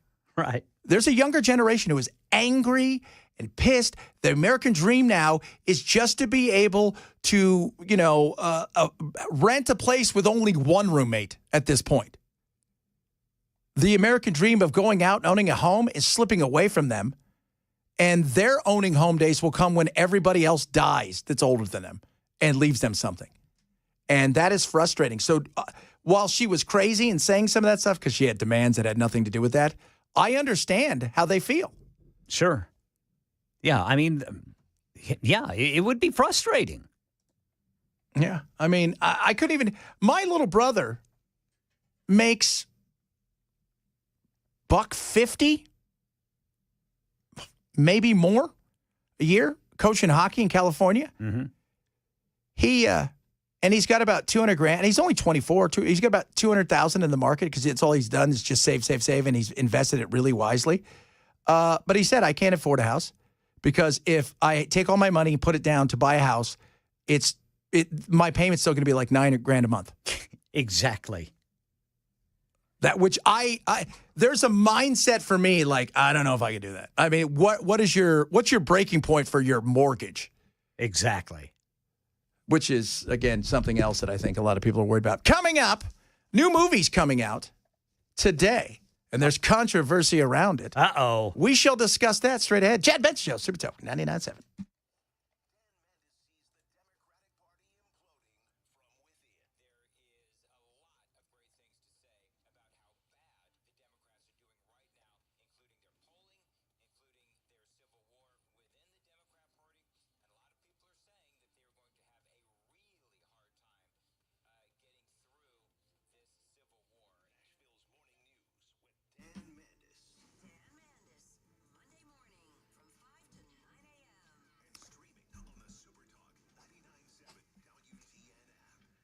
Birch gold. So big fear, with all the stuff going on, the chaos, that BRICS is going to meet in July. And the next thing you know, they're all going to try to get together. So Russia, India, Iran, all the people that are best pals with each other, you know what I'm talking about, and try to figure out how they can destabilize the dollar, get rid of the dollar, get off the dollar. Well, when things are going on that's a little uncomfortable, gold has always been that safety net. It's always been that thing, whether there's inflation, worry of recession, weakening of dollar. This is what it's about. I want you to text the word Benson to 989898 today. Talk to my buddies over at Birch Gold. They're my gold company. I love them. I buy my stuff from them. So my family and everybody there, they're going to take care of everything. Get info to you. No hard sale, nothing like that. Let you take a look. A lot of you maybe have some money sitting around, it's savings, and it's not doing anything. Let's see what they can do to protect you to the downside, just in case something did happen in the market, in many other places, it's always good to have. And if there is ever a zombie apocalypse, it's nice to know that you've got some assets that you can turn to. Gold. Text the word Benson to 989898 now to Birch Gold.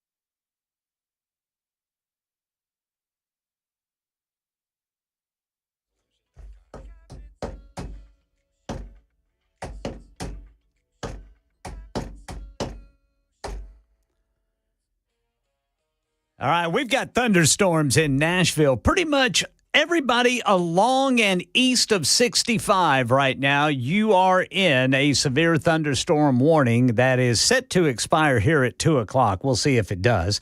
We've got some crashes to deal with, too. Drivers 40 eastbound near Charlotte Avenue, 24 eastbound on the Silliman Evans Bridge over on the East Loop. Police activity has the right lane blocked, 65 southbound at the Lyle A. Fulton Bridge here in Nashville. An accident blocking the right lane, 40 eastbound by the airport, 40 westbound at Fessler's Lane, 440 eastbound at Nolensville Pike. It's raining heavily.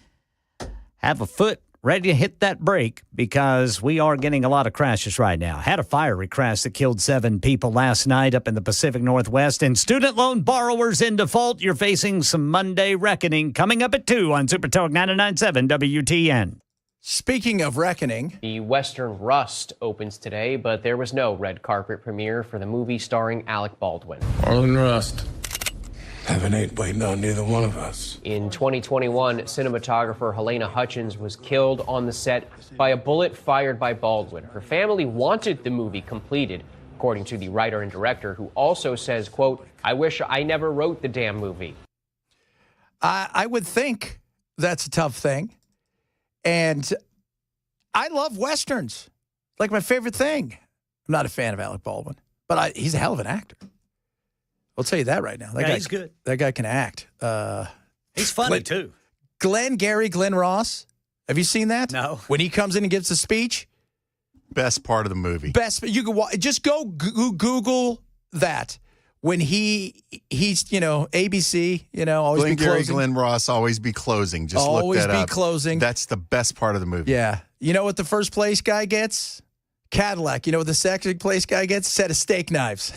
Third place guy, you're fired. You're fired. And they're selling like timeshares. It is, but it's incredible. And, who are you? Who am I? He goes, everybody's like, you drove here in a Hyundai. I drove here in a $90,000 BMW. My watch is worth more than your car. He's amazing. Yeah, it's a brilliant scene. But I will tell you, is it weird to watch it? Maybe. But I saw when I was a kid. When I was younger. I was in my 20s. I went and saw The Crow. I mean, we know Brandon Lee died. Yeah. Yeah, that's true. The weird thing about that, there wasn't the...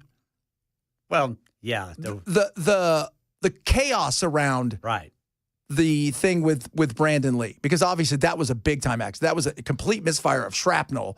This was just this. They should never have had this lady, the armorer, out there. Yeah, she didn't know what she was doing. No. So let me tell you. So my buddy, this is because he and I talked about it because he's working right now on High Potential. I think that's the name of the show. He's like assistant director out there, and he tells you this is how you get the job. This is how he got his first job. He was working on a movie. Are you ready for this, guys? You ever heard of this movie? Leprechaun. And he was with Jennifer Aniston. Yep. He was like interning for Leprechaun. So he was learning how to be a loader. So to load the film, you have to go into a complete dark room. You have to learn how to do it with your eye. You can't see anything.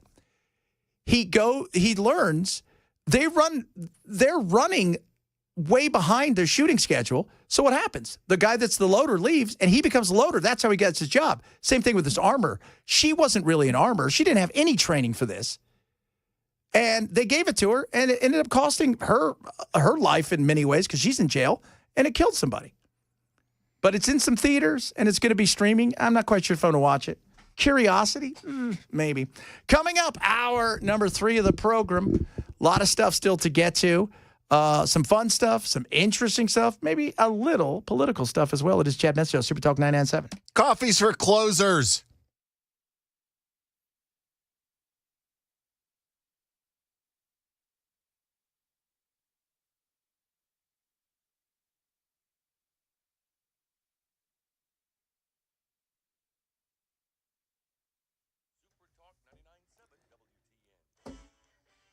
Two o'clock on the dot. I'm Ken Weaver with your top stories. Again, everyone along and east of 65, you are getting some very heavy rain, some lightning. Even some folks tell us they're getting hail where they live, possibly some gusty winds. But the good news is right now, only Sumner County, Macon, and Trousdale counties are under a severe thunderstorm warning. They've extended that until 2:30. Everyone else is out of the severe category. However, we are still under a severe thunderstorm watch in Middle Tennessee until 5 o'clock today. We got a second band of storms that has just cleared Memphis, moving this way.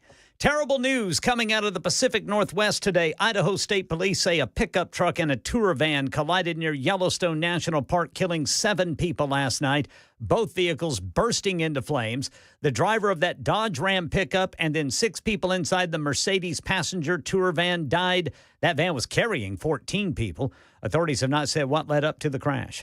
And then on Monday, the Department of Education set to start collecting debts on defaulted student loans. Here's Bankrate consumer lending analyst and certified student loan counselor Andrew Pentis with more. The Department of Education has promised that over the past 2 weeks, it's been reaching out to these borrowers to let them know of the situation, the gravity of these consequences. If for some reason you think you might be late or even in default on your loans and you haven't heard from your federal loan servicer, the best thing you can do is to reach out. Yeah, so the first Trump administration paused student loan payments, but that was the pandemic. Now about 5 million borrowers going to face mandatory collections for the first time in more than 5 years. Elsewhere in our nation's capital. The White House budget proposal calls for $163 billion in cuts to federal spending, targeting the Departments of Education and Health and Human Services, USAID, and the Environmental Protection Agency. The blueprint being sent to Congress includes a 13% increase in defense spending. A president's budget proposal is essentially a wish list, the administration putting on paper its policy priorities with funding figures. Now it's up to Congress to develop a budget and pass it. Karen Travers, ABC News, the White House. Canadian Prime Minister Mark Carney saying he plans to meet with President Trump in Washington on Tuesday. Tariffs and trade going to be a big topic. Vatican firefighters installing the chimney that will signal to the world when a new pope is selected. Millions will be watching for white smoke above the Sistine Chapel when conclave begins in 5 days. Here in Vatican City, preparations are already ramping up. This morning, we saw workers install the chimney on top of the Sistine Chapel. It is that chimney that will signal to the world when there is a new pope. That is Maggie Rulli reporting. That's the latest news. Weather is next. I'm Ken Weaver, WTN News.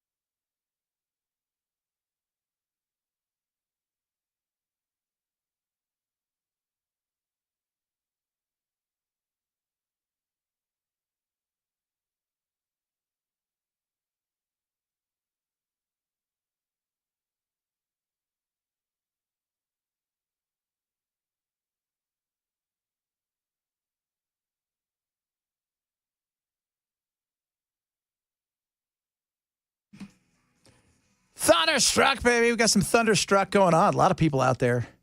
We were off the air for a little while, guys. Really? That's what people were saying, about 15, 20 seconds. We're back now, though. Back. Back in black, baby. I never even got a silence alarm either. You didn't? Nope. That's how nothing. fast it was. That's how quick it was. Because we are so fast. You guys don't even understand how quick we are. It's kind of nasty out there. I hate when that weather comes that fast in that kind of situation. And we're getting multiple texts of people experiencing hail, so it's all over the listening Hail, area. yeah, it is.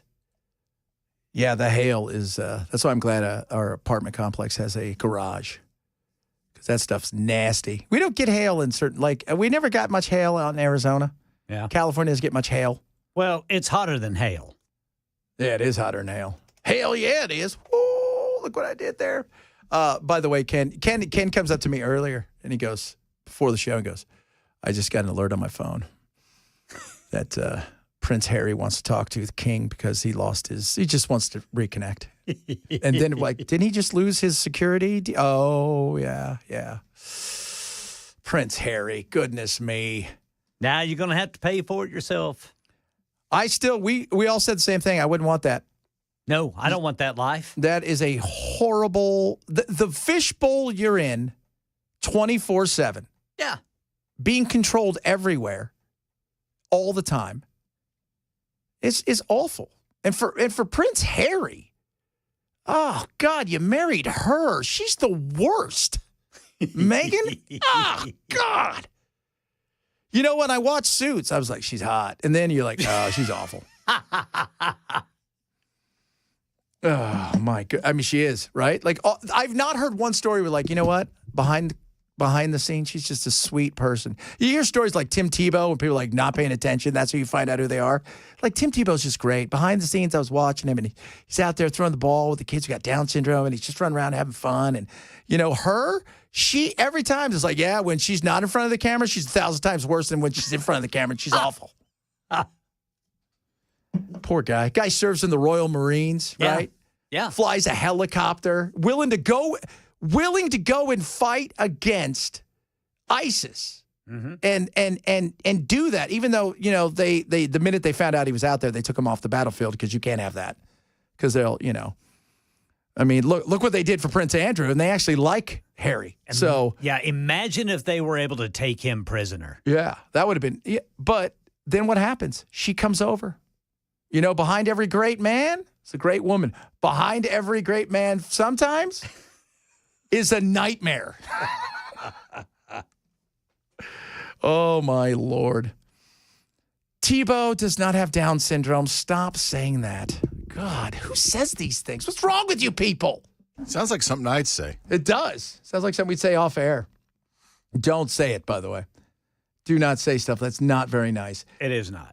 So the student loans kick in Monday. Is it kick in Monday where they start getting reported now? That's where they start. That on Monday is whenever they need to start setting up some sort of payment plan. Okay. To reconcile the default. That is and if they don't, then by a certain time, then boom, collections.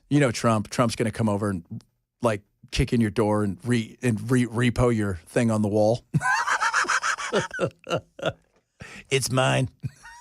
Yeah, I think wage garnishment is going to be that's going to be the big thing. If they're going to give a certain amount of time for everybody to at least contact somebody in the student loan office, wherever that is in the Department of Education, to try to set something up. And if you don't by a certain time, then boom, they're going to hit your wages. Man, that is, you had 5 years. And, they all thought, Biden was going to get rid of it. And by the way, Biden knew he could never get rid of it. That everything. He knew that. Just like, Trump, all these judges everybody gets mad at. Trump, his goal is to get it to the Supreme Court, right? So you throw everything against the wall, see what sticks. You fail fast so you can try to succeed faster.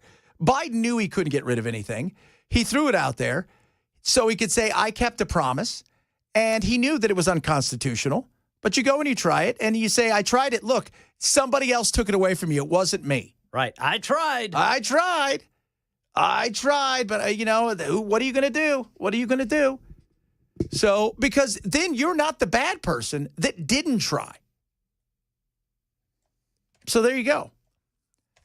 Support, man, but you get to vilify your enemy for taking. Yeah, and that's what we do now. Whatever court rules against you, it's a rogue court that hates people, hates Americans, is against the administration, is against freedom, is against education being free, whatever it is, whatever crap. I wouldn't want to be a judge either. I don't want to be Prince, and I don't want to be a judge. The good thing about being Harry was he was never going to be king. Well, that's why his book was called A Spare. Yeah, because for those of you here's some, because I lived over there for a long time and I had to do a lot of this stuff when I worked in radio. Once William had a kid, he dropped down even further. So William would be next in line. George would be next in line. So it would go William and George. And it goes his kids before it ever got there. Like all of them would have to disappear before it would ever be, William. And man, if you're. Yeah, the family would have to be at the beginning of Lost, the TV show. Everybody gets wiped out. And then suddenly Harry's like, oh, I get the crown? It'd be King Ralph. Have you guys ever seen King Ralph? King Ralph stars John Goodman back when he was a little heavier. Now that he lost all the weight and he looks weird. Oh, yeah. And he is he's like a Vegas show singer and he likes to bowl. The royal family gets electrocuted, all taking a family picture, and he's the only one with royal blood left. So they have to go over to like Atlantic City and bring him over. And as you could tell, comedy ensues. There's no doubt about that. Comedy, baby. So we've been talking about the price of life, and it is so damn expensive. And Ken's brought up a couple times. We've talked about it. Several of you still chiming in. $145,000 to afford a home in Nashville. And nationwide, it's 114? 114,000. 114. I don't know what jobs Trump's hoping to bring back, but I don't think it's those. Oh, my Lord. I'm sitting there thinking of my little brothers and sisters and my kids and what it's going to cost, thinking about them and where we're going to be in several years. What's it going to cost? At what point do we run out of that's just too unaffordable for anybody, even if you make a great living? That's why we need to build more. And I know that, you got the mayor, Freddie, out there talking about we're going to spend $200 million essentially on these plans to do, $135 million here for this program and then $47 million here for this plan. And we're going to try to do affordable housing. The way you make it affordable is what Bell said and what we've all been saying. Look at Texas. Texas says, hey, I drew something on a map. I want to, on a napkin, I want to build a house. And they're like, go ahead. There you go. The more regulations you have, the slower things are going to move. Yeah. And the more expensive they're going to become. Way more expensive they become. And that's when you go and look at places. And see, this is the problem. Like when we play that stuff with Ezra Klein a few weeks ago, talking about the regulations in California, if we become those things, and look, regulations are good to a certain point, right? You don't want to build a lean-to, but at some point, it becomes so ridiculous. The cost, and they always talk about low-income housing. Well, low-income housing, if you're asking a private person to build low-income housing, and they go and you tell them, all right, you can only charge this, and you have to go through all these regulations, and you're going to have to do this, this, and this, and all of a sudden you realize, okay, so for every house I rent now, I'm going to lose $500 a month. And if you ever want to increase the rent, you have to come to us and beg our permission to do that. Otherwise, you can just go ahead and function at a loss. Yeah, that's the last thing I want. I have to go before a board. Is there any way that I could stop being broke? Not with our permission. Yeah. So, I do believe there is a major housing. Just bought a house in Gainesboro for $110,000. Yeah, I would double check that because I don't know if the people who sold it to you actually owned the house they sold. They were title pirates. Where did they say? Gainesboro. Gainesboro. Where's Gainesboro? I don't know. Where's Gainesboro? I have to look that Gainesboro, up. Tennessee? Yeah. Yep, Gainesboro, Tennessee. How far a drive is that? It's looky here. Come on now. Well, it's not bringing me up. Oh, it's over there just northwest of Cookville, so it's about 80 miles east. Well, there you go. Hello, Gainesboro. Yeah. So are you driving in every day? If you're working from your house, that's great. Yeah. But what's the school like? If you've got kids, what's the schools like? Well, there's not schools. It's just the old barn. I mean, you've got to ask yourself, like we were asking earlier, what is your limit for the drive? Because, the thing about places like New York and parts of like London is we don't build up, we build out. So you start asking yourself as you get later into the game, how much of a drive are you willing to make into Nashville if you work here? That is a 1 hour and 43-minute drive if they work here in Nashville. Yeah, that It's seems 87 miles. Somebody said Gainsboro. That's a long drive and a lot of work, I'm sure. If anybody's doing that, it's because they have a good job that's actually paying their bills, or they have a terrible job that's just getting them by, and they're going to suffer through to make sure they keep their head above water. I just, when, we always go back to this, but, when we were kids growing up, like, we always, I want to buy $1 million home one day. That's my dream. And now $1 million home in $1 million home, it gets up there. Especially in a place like California. Oh, yeah. Well, and we started having the issue that I think we're going to have here, which is people couldn't afford to live in Orange County or Los Angeles, so they moved out to Santa Clarita and to Corona. And now these homes that were once $400,000 are now $1.4 million. And now people are driving I have friends who drive 2 hours each way to work. Goodness. Because they want to have a yard. Yeah. It's crazy. That's 4 hours a day, man. Yeah. That's half a work day, and you haven't even gotten to work yet. No. I mean, that's just, that's nuts. Yeah. The just seeing, like 4 a.m, like a row of lights that aren't moving, right, going into somewhere, you think to yourself, that's just, how do you do that? Like, the want to have something that bad, is it worth it? Because the quality, then you run into the quality of life thing. At some point, what's your quality of life worth? Well, you're spending 4 hours a day on the road. You're spending another 8 working. That's 12 right there. So over half of your day, once you consider, getting up, getting ready, and leaving the house, over half of your day every day is spent revolving around work. Yeah. And when you get to, and what do you do on the weekends? You're so exhausted from everything else. There is no time to enjoy.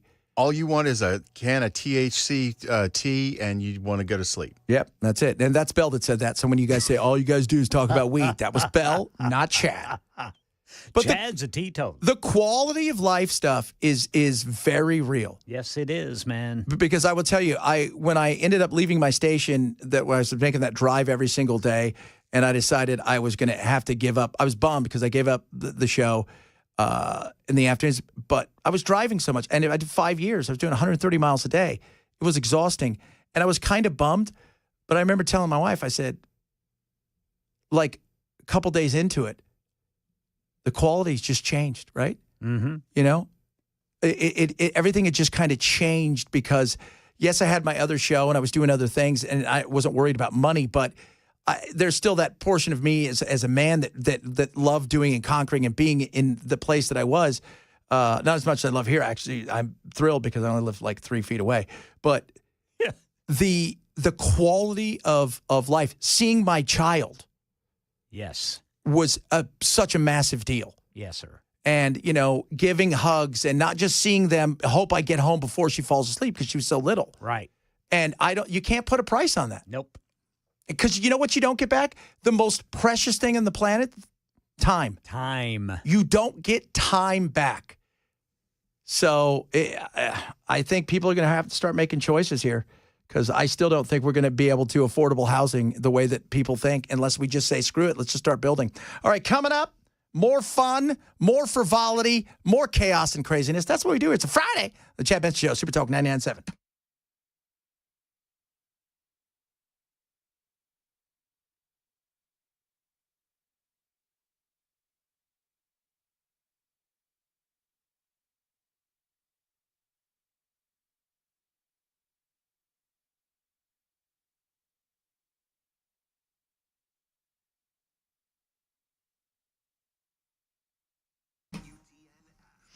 Rough Greens, ruffgreens.com/Chad. Go there now. Get yourself a little something. It's a free bag of Rough Greens for your dog. 1 scoop a day. Keep the vet away.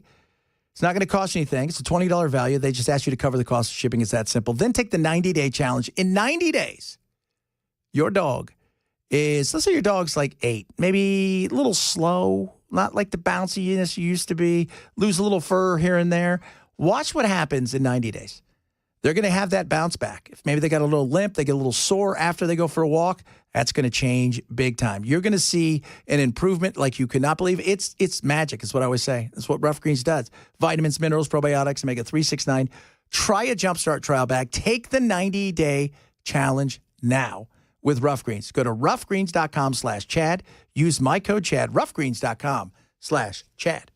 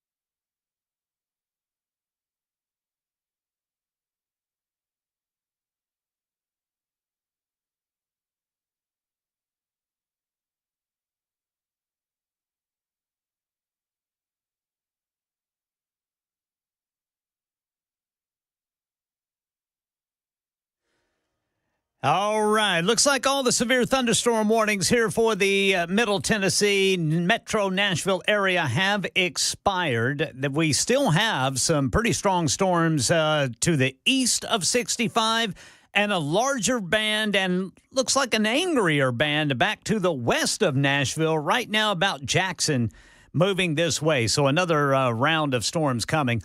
Multiple fatalities in a fiery crash, and student loan borrowers in default face a Monday reckoning. These stories and more at 2:30 on Super Talk 99.7 WTN. Somebody sent us a text, 0994. We're talking about time, and this is great. He said, you guys are talking about time. One of my favorite sayings is that's always stuck with me. The difference between time and money, people know exactly how much money they have. There you go. And for most people, none. So that's not a good place to be. No, sir. But as long as you got time, you can make something happen. And it's quality time, too. That's the other side of it. It's quality time. But I look at this, and again, a lot of you have chimed in today, and I love that, and hit us up across all of our social media and everywhere. But you hear a lot of the frustration. I think some people even surprised because you own a house, you may not think outside of the taxes how much something really cost. Well, I bought it for $269. Yeah, well, you haven't done anything to it, but everybody else around the neighborhood has. One thing I see in our neighborhood, too, is there's still a lot of building. And the houses that they're building, they have, they're single family, 2-story houses, but they're going for like $500,000 in some cases. And the ones where people are living in them, there's like 5-6 cars parked outside each one. To afford them. Yes. I mean, that's another big thing that you're seeing. You're seeing friends now, especially amongst women, because, they don't date and stuff, that they're buying together homes. So they're buying, like Friends, which is, I don't think that always goes well, but whatever. Yeah. Goodness me, insane. We've got the Derby this weekend, so we need to all pick our horses. So we're all going to pick our horses coming up in a little bit. I already know who I'm going with. I'm not going to say it. But it's the Kentucky Derby is an odd thing, right? Like, nobody cares about here's what people care about. They'll watch the Kentucky Derby. Then they'll watch the Belmont's last. Preakness is second. Nobody will watch the Belmont unless there is a chance to win a Triple Crown. Then everybody pays attention. That's it. I mean, it's no longer, horse racing used to be the biggest sport in America. You know what else used to be a huge sport? Cribbage. Cribbage. What else used to be a huge sport? Baseball. Yeah, baseball. I said something the other day about baseball being awful or something. I don't know what it was. And somebody got mad at me. It's America's pastime. I'm like, not anymore. All right, I've got my horse chosen. I'm not going to tell you right now. Yeah, we're going to do it in a little bit. You know what, though? America's pastime. Our new sport that we love is bitching at each other on the internet. But NBC's not paying for that. No. That's a 30-year-old sport at this point. Well, yeah. But now it's built itself up. You know what I mean? Fair enough. So, you know what I'm interested is, when does, like, soccer overtake hockey to become like that fourth sport? Because I think it's getting there. I think we're still a decade or so. No, I don't think we're a decade away. I think after the World Cup, and we've got the big tournament here this summer. I know you guys might hate soccer, but the chance to go see the best club teams in the world is pretty awesome. By the way, they're not thrilled by it. There's no break. Like our football players, baseball, they stop. They're done with their season. They're done for several months. I was getting ready to say, man, is soccer season just always? Always. So the European leagues will finish in the next 2 weeks to a month. They'll take a couple weeks off, right back into training, and then season kicks off in August. Wow. So, and here's the thing, like some teams, Manchester United, their season ends on a Saturday. On Tuesday, they're all on the way to Asia for a tour. So they'll be playing games over there. They don't really have the breaks. Yeah, so it's crazy, like, to think about that. Like, I always think about football. I love football, but it starts in September, and by, February it's over, and college football's over in, December, really. January. Yeah, well, yeah, for the bowl games. For the bowl games, but the national championship. But that's only like a game or two. I mean, and then they're off for months. Now, you can't smash into each other all the time. Trust me, the NFL's trying to figure out how they can do that. How can they have a 56-game season? They could.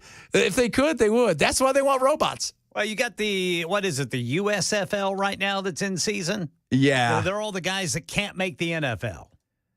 Or they're, the young guys who maybe... The Rock owns part of? Yeah. Or the young guys who maybe they got into a camp, maybe were on practice squads. Right. Maybe even got some game time, but they didn't really have a chance to shine, and they go from being a special teams guy to a chance to be a receiver, and then they go, okay, this guy might really get a chance.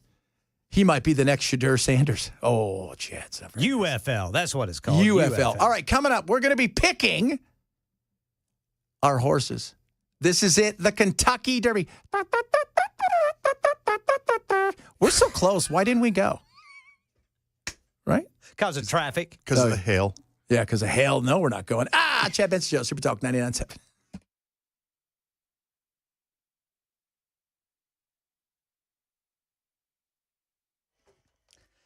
$2:30 on the dot. I'm Ken Weaver with your top stories. And drivers still dealing with some rain out there. The heaviest rain now has moved off east of Nashville, but we've got another band coming our way. It has cleared Memphis. Looks like it's right over Jackson now and still moving this way. As far as crashes go, few of those have cleared up, but we still got them. 40 eastbound near Charlotte Avenue, Bell Road at 24. Then 40 westbound at Fessler's Lane. The right 2 lanes are blocked. That's really going to slow things down.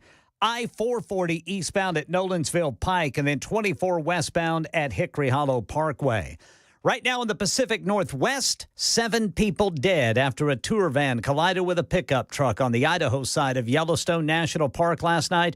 Both vehicles bursting into flames, killing the Dodge Ram pickup driver, then 6 people in that Mercedes tour van.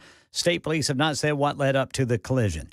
And on Monday, the Department of Education set to start collecting debts on defaulted student loans. Here's Bankrate consumer lending analyst and certified student loan counselor Andrew Pentis with more. A student loan default will stay on your credit report for up to 7 years. So that means it can impact and drag down your credit score for that long of a period. Which means that if you want to apply for, say, a personal loan or a mortgage over the next handful of years, this late student loan payment would make it harder to qualify. New data claims home ownership is slipping further out of reach for most Americans due to elevated mortgage rates, rising prices. Realtor.com says a home buyer now needs to earn at least $114,000 a year to afford a $431,250 home. $250 home. That is the national median listing price in April. In Nashville, Realtor.com says you need $145,200. That's the latest news. Weather's next. I'm Ken Weaver, WTN News.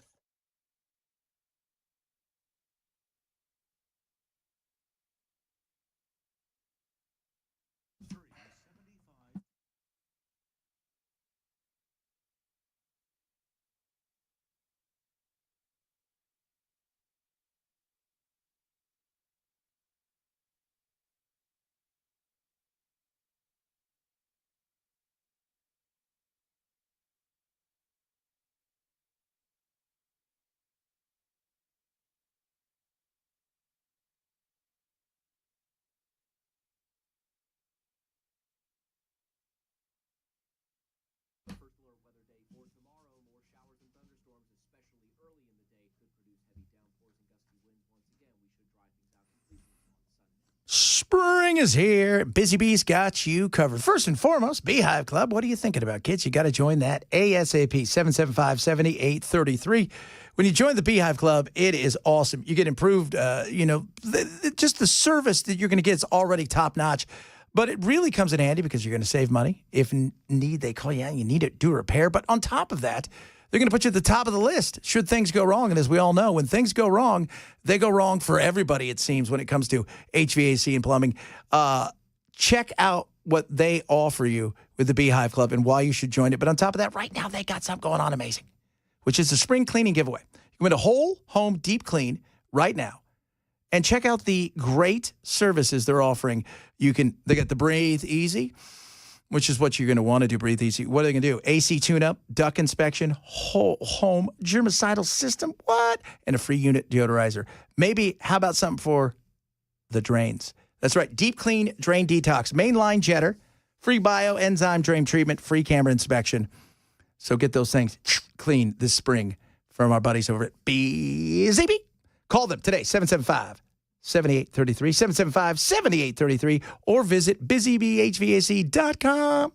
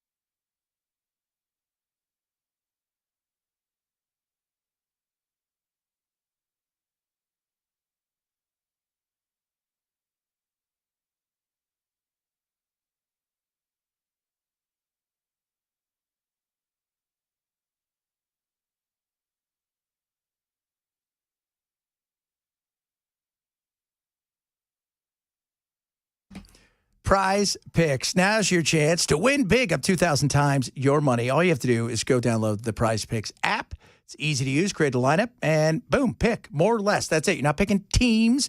You're picking players. Things like rebounds, points, assists, hits, home runs, strikes, things like that. So easy to do. On top of that, every time you play a lineup, you get a chance to win a VIP trip for two to the championship, the basketball championship. They got great deals, and like I said, winning is fun and it's easy. So take advantage of the basketball playoffs right now. They got baseball, hockey, you name it, and you can play across sports. You can play baseball and basketball, hockey and basketball. Whatever you want to do, you can do it, and you get a $50 bonus when you use my code Chad when you download the app. What's that mean? You play your $5 lineup, win or lose, $50 right into your account. It's that simple. Download the app today. Use my code Chad to get that $50 bonus instantly after you play that $5 lineup. Prize Picks. Run your game. Must be 21, present in Tennessee. Gambling problem? Call 1-800-426-2537.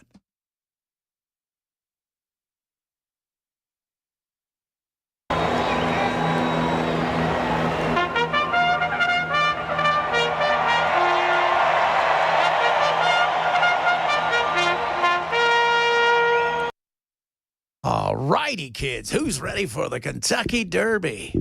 Which we're not going to because of the traffic. That's what I was told. Yeah, too much traffic. So, my pick got scratched, so I'm really annoyed. Uh-oh. Rodriguez. The horse's name is Rodriguez. Yes. What happened? I have no idea. It's Bob Baffert, too. That's his horse. So I think the horse was caught gambling on the races. Probably. Probably using drugs. I don't know what it was doing. And the reason I was going to pick Rodriguez is because that's my dad's name, Rodriguez. Ah, well, there you go. So, but like my dad, it's scratched. So, Chad, yeah, you know what? Get over it. He would have laughed at that too. So now we've got to figure out who our horses are. We're going to go right to the man, the myth, the legend. Ken, picking horse winning. Wait, who are you picking? 30-1. Flying Mohawk. Oh, God, that's a great name. Yeah. That's a good name for a band. That is. Yeah, it is. You know, that'd be a neat name, too, for some sort of medicine. Have you tried Flying Mohawk? No, I have not. Or weed. So, all right, Bell K, if that's your real name. Who you got? I'm going to go with Seattle Slew. Seattle Slew. I hear that horse has got a pretty decent record. Yeah. Yeah. I'm not seeing Seattle. That Seattle Slew's the greatest horse of all time. And I thought that was ran in the 70s. I thought that was Secretariat. Secretariat, too. That's a good race. Yeah. You're like looking for Seattle Slew. You're like, I don't see. All right. I'll see. I'll change it. I'll switch to Seabiscuit. Yes. Okay, good. Somebody said Render Judgment. That's a pretty cool name. Oh, that is, man. Tistastic. Publisher. A lot of people like journalist. Every mother's nightmare. The only time somebody says a lot of people like journalists. Yeah. Whenever they can win them some money. Yeah. I don't know what I'm going to go. I'm looking around here. I might go Sandman. Sandman. Yeah, that sounds pretty good. And for you, Bell, we're picking for you Sovereignty. Sovereignty. That seems like something that you would do. I don't know. That sounds a little official. Does it? Coal Battle? That's better. You like that one? Yeah, Owen Almighty? Owen Almighty. That's a pretty good one. I love the names of these things. Burnham Square, Grande, East Avenue. Chunk of Gold. American Promise. Trump's like, that's mine. Which one is, who's got the, Toby Keith's horse? Oh, yeah. Racing. What is Toby Keith? Admire Dayton. We don't know if that one's probably not good. Luxor Cafe. Citizen Bull. That's a good name, too. Final Gambit. Come on now. None of these you want there, Bell? Toby Keith owns Render Judgment. Render Judgment. Okay. There he goes. A lot of people saying that. Render Judgment. Render unto Caesar. Is this a name? Appalachian Outhouse Explosion? No, that's an event. But doesn't that sound that's actually a race they hold up in the sticks. But doesn't that sound like a horse? Yes. Oh, goodness. Who gets to name him? Do you give him a regular name, too? I guess the owner would, wouldn't they? Do you give him a regular name? Like, its name might be, I don't know, Ted. But But but when it's racing, because you're not going to call it like Bucks of Tilly When it's Square. racing, it's Maximus Decimus. When it's in the what do you call it, the stable, then you just call it Jeff. Yeah. My name is Jeff. My name is Jeff. Well, how great would that be? And down the stretch it comes. Here it comes. My name is Jeff. Oh, he's got a hairline bruise.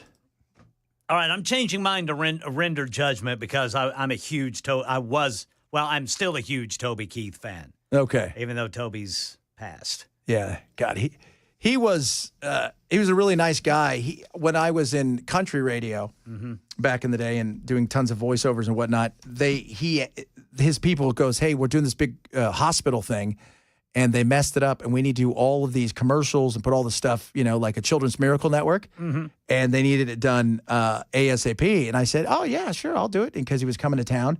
So I did all of these things for him, and he said, hey, man, come to my concert.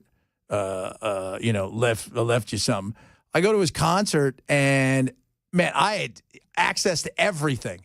Awesome. It was like a super double triple, go anywhere, do anything. And he was doing his meet and greet, and you couldn't bring your phone, like if you had one, or a camera. Yeah. You had to do a Polaroid. And he goes, man, you don't have to do that. Yeah, you can get whatever you want for helping me out. I'm like, oh, that's not. He was huge. He's a big man. Well, he played a little bit of semi-pro football there for. Yeah, he did. Man, some of the names for horses are fantastic. They could also be bands. What was that lady say yesterday? Skinny cows? Malnourished. Malnourished cows. Yeah. Oh, what a great name for a band. Friends and of mine, a horse. I had friends in a band called Every Mother's Nightmare, and they were actually signed to Arista Records. They had a gold album, but the guitarist used to tell me how much he hated their name because he said it sounded like a racehorse. Every Mother's Nightmare. That is that does sound like a racehorse, doesn't it? That is. But yeah, I do wonder what do you call them? Do you give them a regular name? You got to give them a regular name. You can't have a name like you're not going to call them Leather and Lace. Come here, Leather and Lace. Leather and Lace. Oh, goodness. So do people still go to the Kentucky Derby? Oh, I believe so. Yeah, it's a big socializing event. You see a lot of stars there. Yeah, they all like to show up. Yeah. I know. Like the soccer thing I watch on the weekends, they're always there from Europe. 150,000 people. That's a lot of people. That's a lot of folks. You know who goes to races that's not that? None. Because you can go to any place that'll be like, they can hold 150, but there's 1,100. Oh, I can't remember the last time I went to a horse race. I cannot. Don't believe I've ever. Yeah, we been. didn't do steeplechase this year either. Normally we do. Oh, that's right. The steeplechase? Yeah, here in town. Why didn't we? I don't know, but normally we have a tent out there when the Haven't hosts heard anything about it. Yeah, and the hosts go out and they hang out and meet people, and we didn't do it.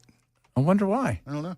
How far of a drive is it to Louisville? Yeah. We're about 3 hours or so, Bill.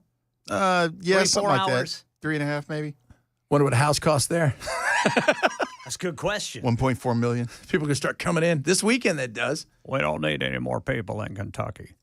We're running low on bourbon. Every Mother's Nightmare. Back in the late 80s, early 90s, somebody asked. I went to the Derby in 82, 100,000 people in the infield. Never saw a race until the final race. Had to sneak into the stands. No, I'm not going to say that one on the air. Hoof-hearted. Hoof-hearted? Yeah. That's pretty good. Fantasy Freddy. That's a good one. Champion Corner. Steeplechase is this weekend. Yeah. So we didn't go out there. It's the following weekend. No, it's the following weekend. And we're not out there. So yeah. We should have been out there. We should just show up, all of us. Just set up a little table and just start talking to microphones. Bring our own tent. Bring some stick horses and pretend to ride in the race. 4 hours and the average home price, $700,000 to $1.5 million. What do you need? Oh, I was looking the other day for $1 million home. I think you need about $300,000 down. No, $200,000 down, but you need about $300,000 salary, and you're gonna pay about $8,000 a month. So, my name is Jeff. Everybody likes that. That's a great. My name is Jeff. My name is Jeff. That is funny. No, I'm not. Some of these names you people are putting out there is awful. Dirk Diggler. It's great.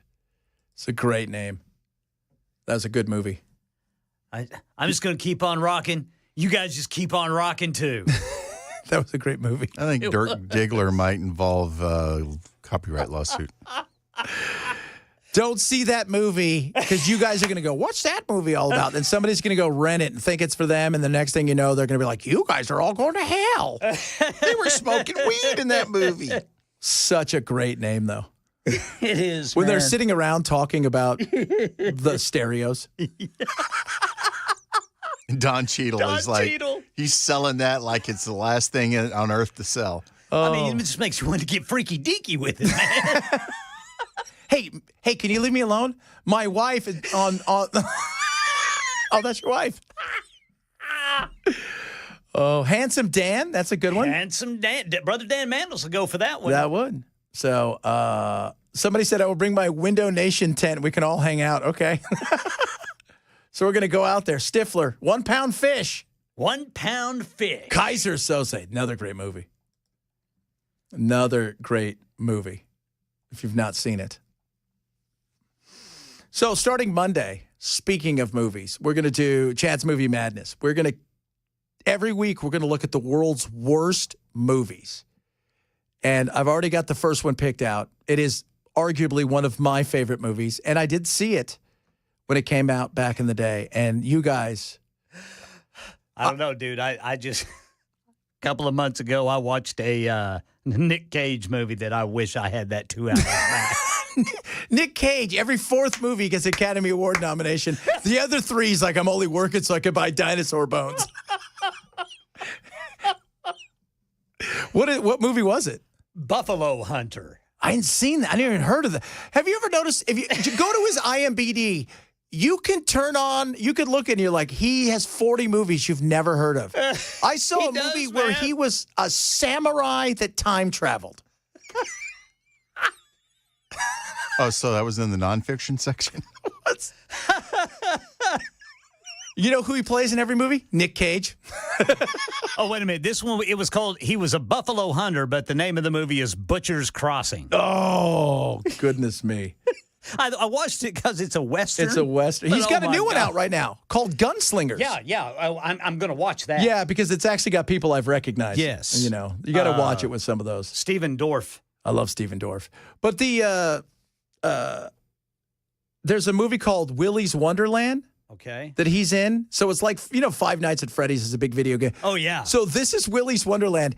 He's in this movie where he doesn't say a word. I was going to ask you if that was the one where he had no dialogue at all. And he fights animatronic, satanic, like a Chuck E. Cheese place that attacks him. Wow. And it is absolutely everything it is billed to be. All right, I got to see how. Yeah, Willy's Wonderland. You'll love it. Anything with Nick Cage is just usually bankable. It's on Tubi and Pluto TV. You will love it, baby. You will love it. Battlefield Earth with Travolta is arguably the worst. But you can't say that in California because of Scientology. Oh, really? They'll come for you. Just to let you guys know that. Coming up, we'll wrap it up. I think are we going to talk to him? Is Matt out there? Yeah, he's out there. All right, we're going to talk to Matt straight ahead. Straight ahead, the Matt Murphy Show. But first, the end of my show. Sam Ben's Show, Super Talk 997.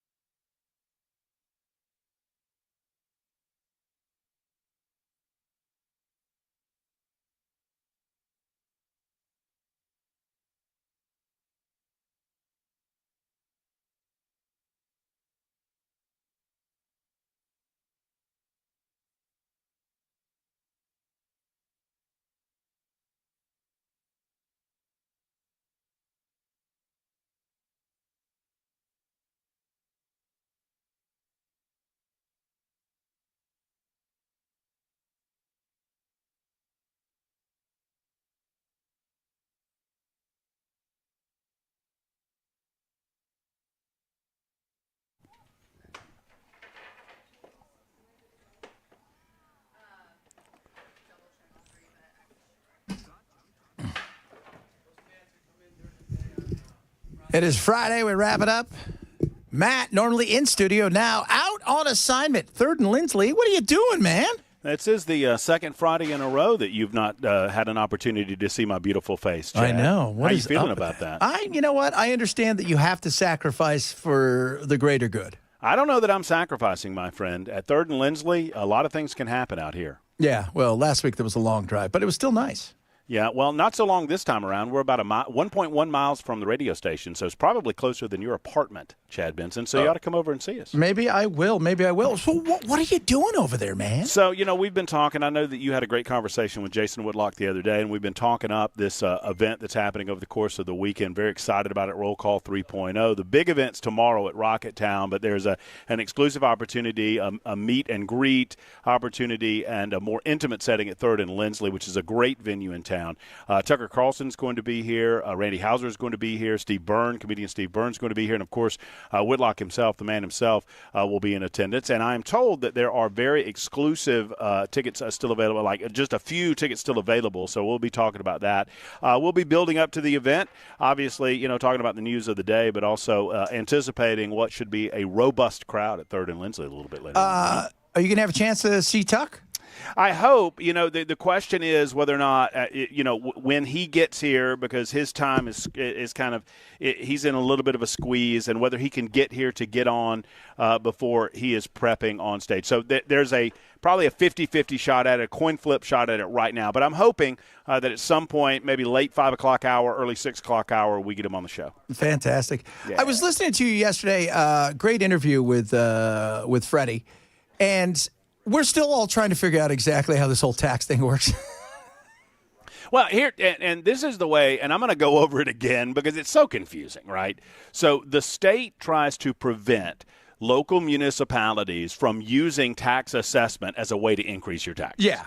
Right? So the state instituted what is called the Equalization Act, which prevents tax assessment from pushing your property tax up to an unmanageable rate. Yeah, they don't want them to make stuff up so they can become an ATM machine for this. Right. And the politicians hide behind the tax assessment, and this has historically been that way. So what they do is that they force the rates to go down so that it zeroes out the amount of money that you're spending. Well, of course, the city, as they want their money and they want an opportunity to raise taxes, they take that opportunity to suggest, no, we're just going back to where the old rates were.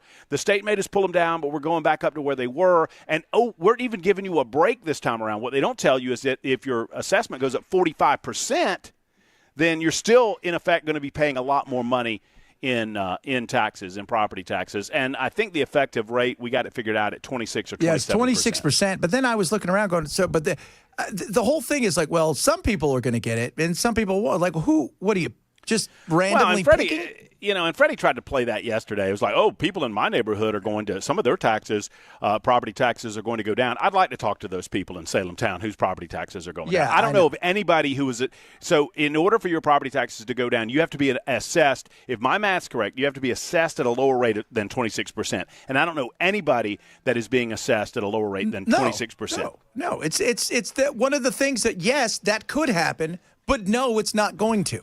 Right. Anything could happen, but that ain't one of them. Well, Freddie said a lot of misleading things, and I got into a little bit of it last night as I tried to dig a little bit deeper into some of his speech. He was misleading on graduation rates, he was misleading on crime rates, and he was certainly misleading on the nature of the property tax. And then he tried to tell me, I was sitting there at the speech, and if you heard the interview, Chad, he tries to tell me that he didn't blame Trump when clearly he was blaming, he didn't name him, but clearly he was blaming the federal government. Well, he blamed the federal government because you took our COVID money away. Right. And look, if the last Congress did authorize that money, then you know what? That's something that I can understand why you're suing for that. But you can't blame him. And nobody ever wants to get into this, Matt. You know this. They don't want to get into their spending habits. Well, if you're depending on free money in order to run a city, you're not running your city right. No, you're not. That's just it, right? You're not. All right, man. You have fun tonight, and I will talk to you over the weekend.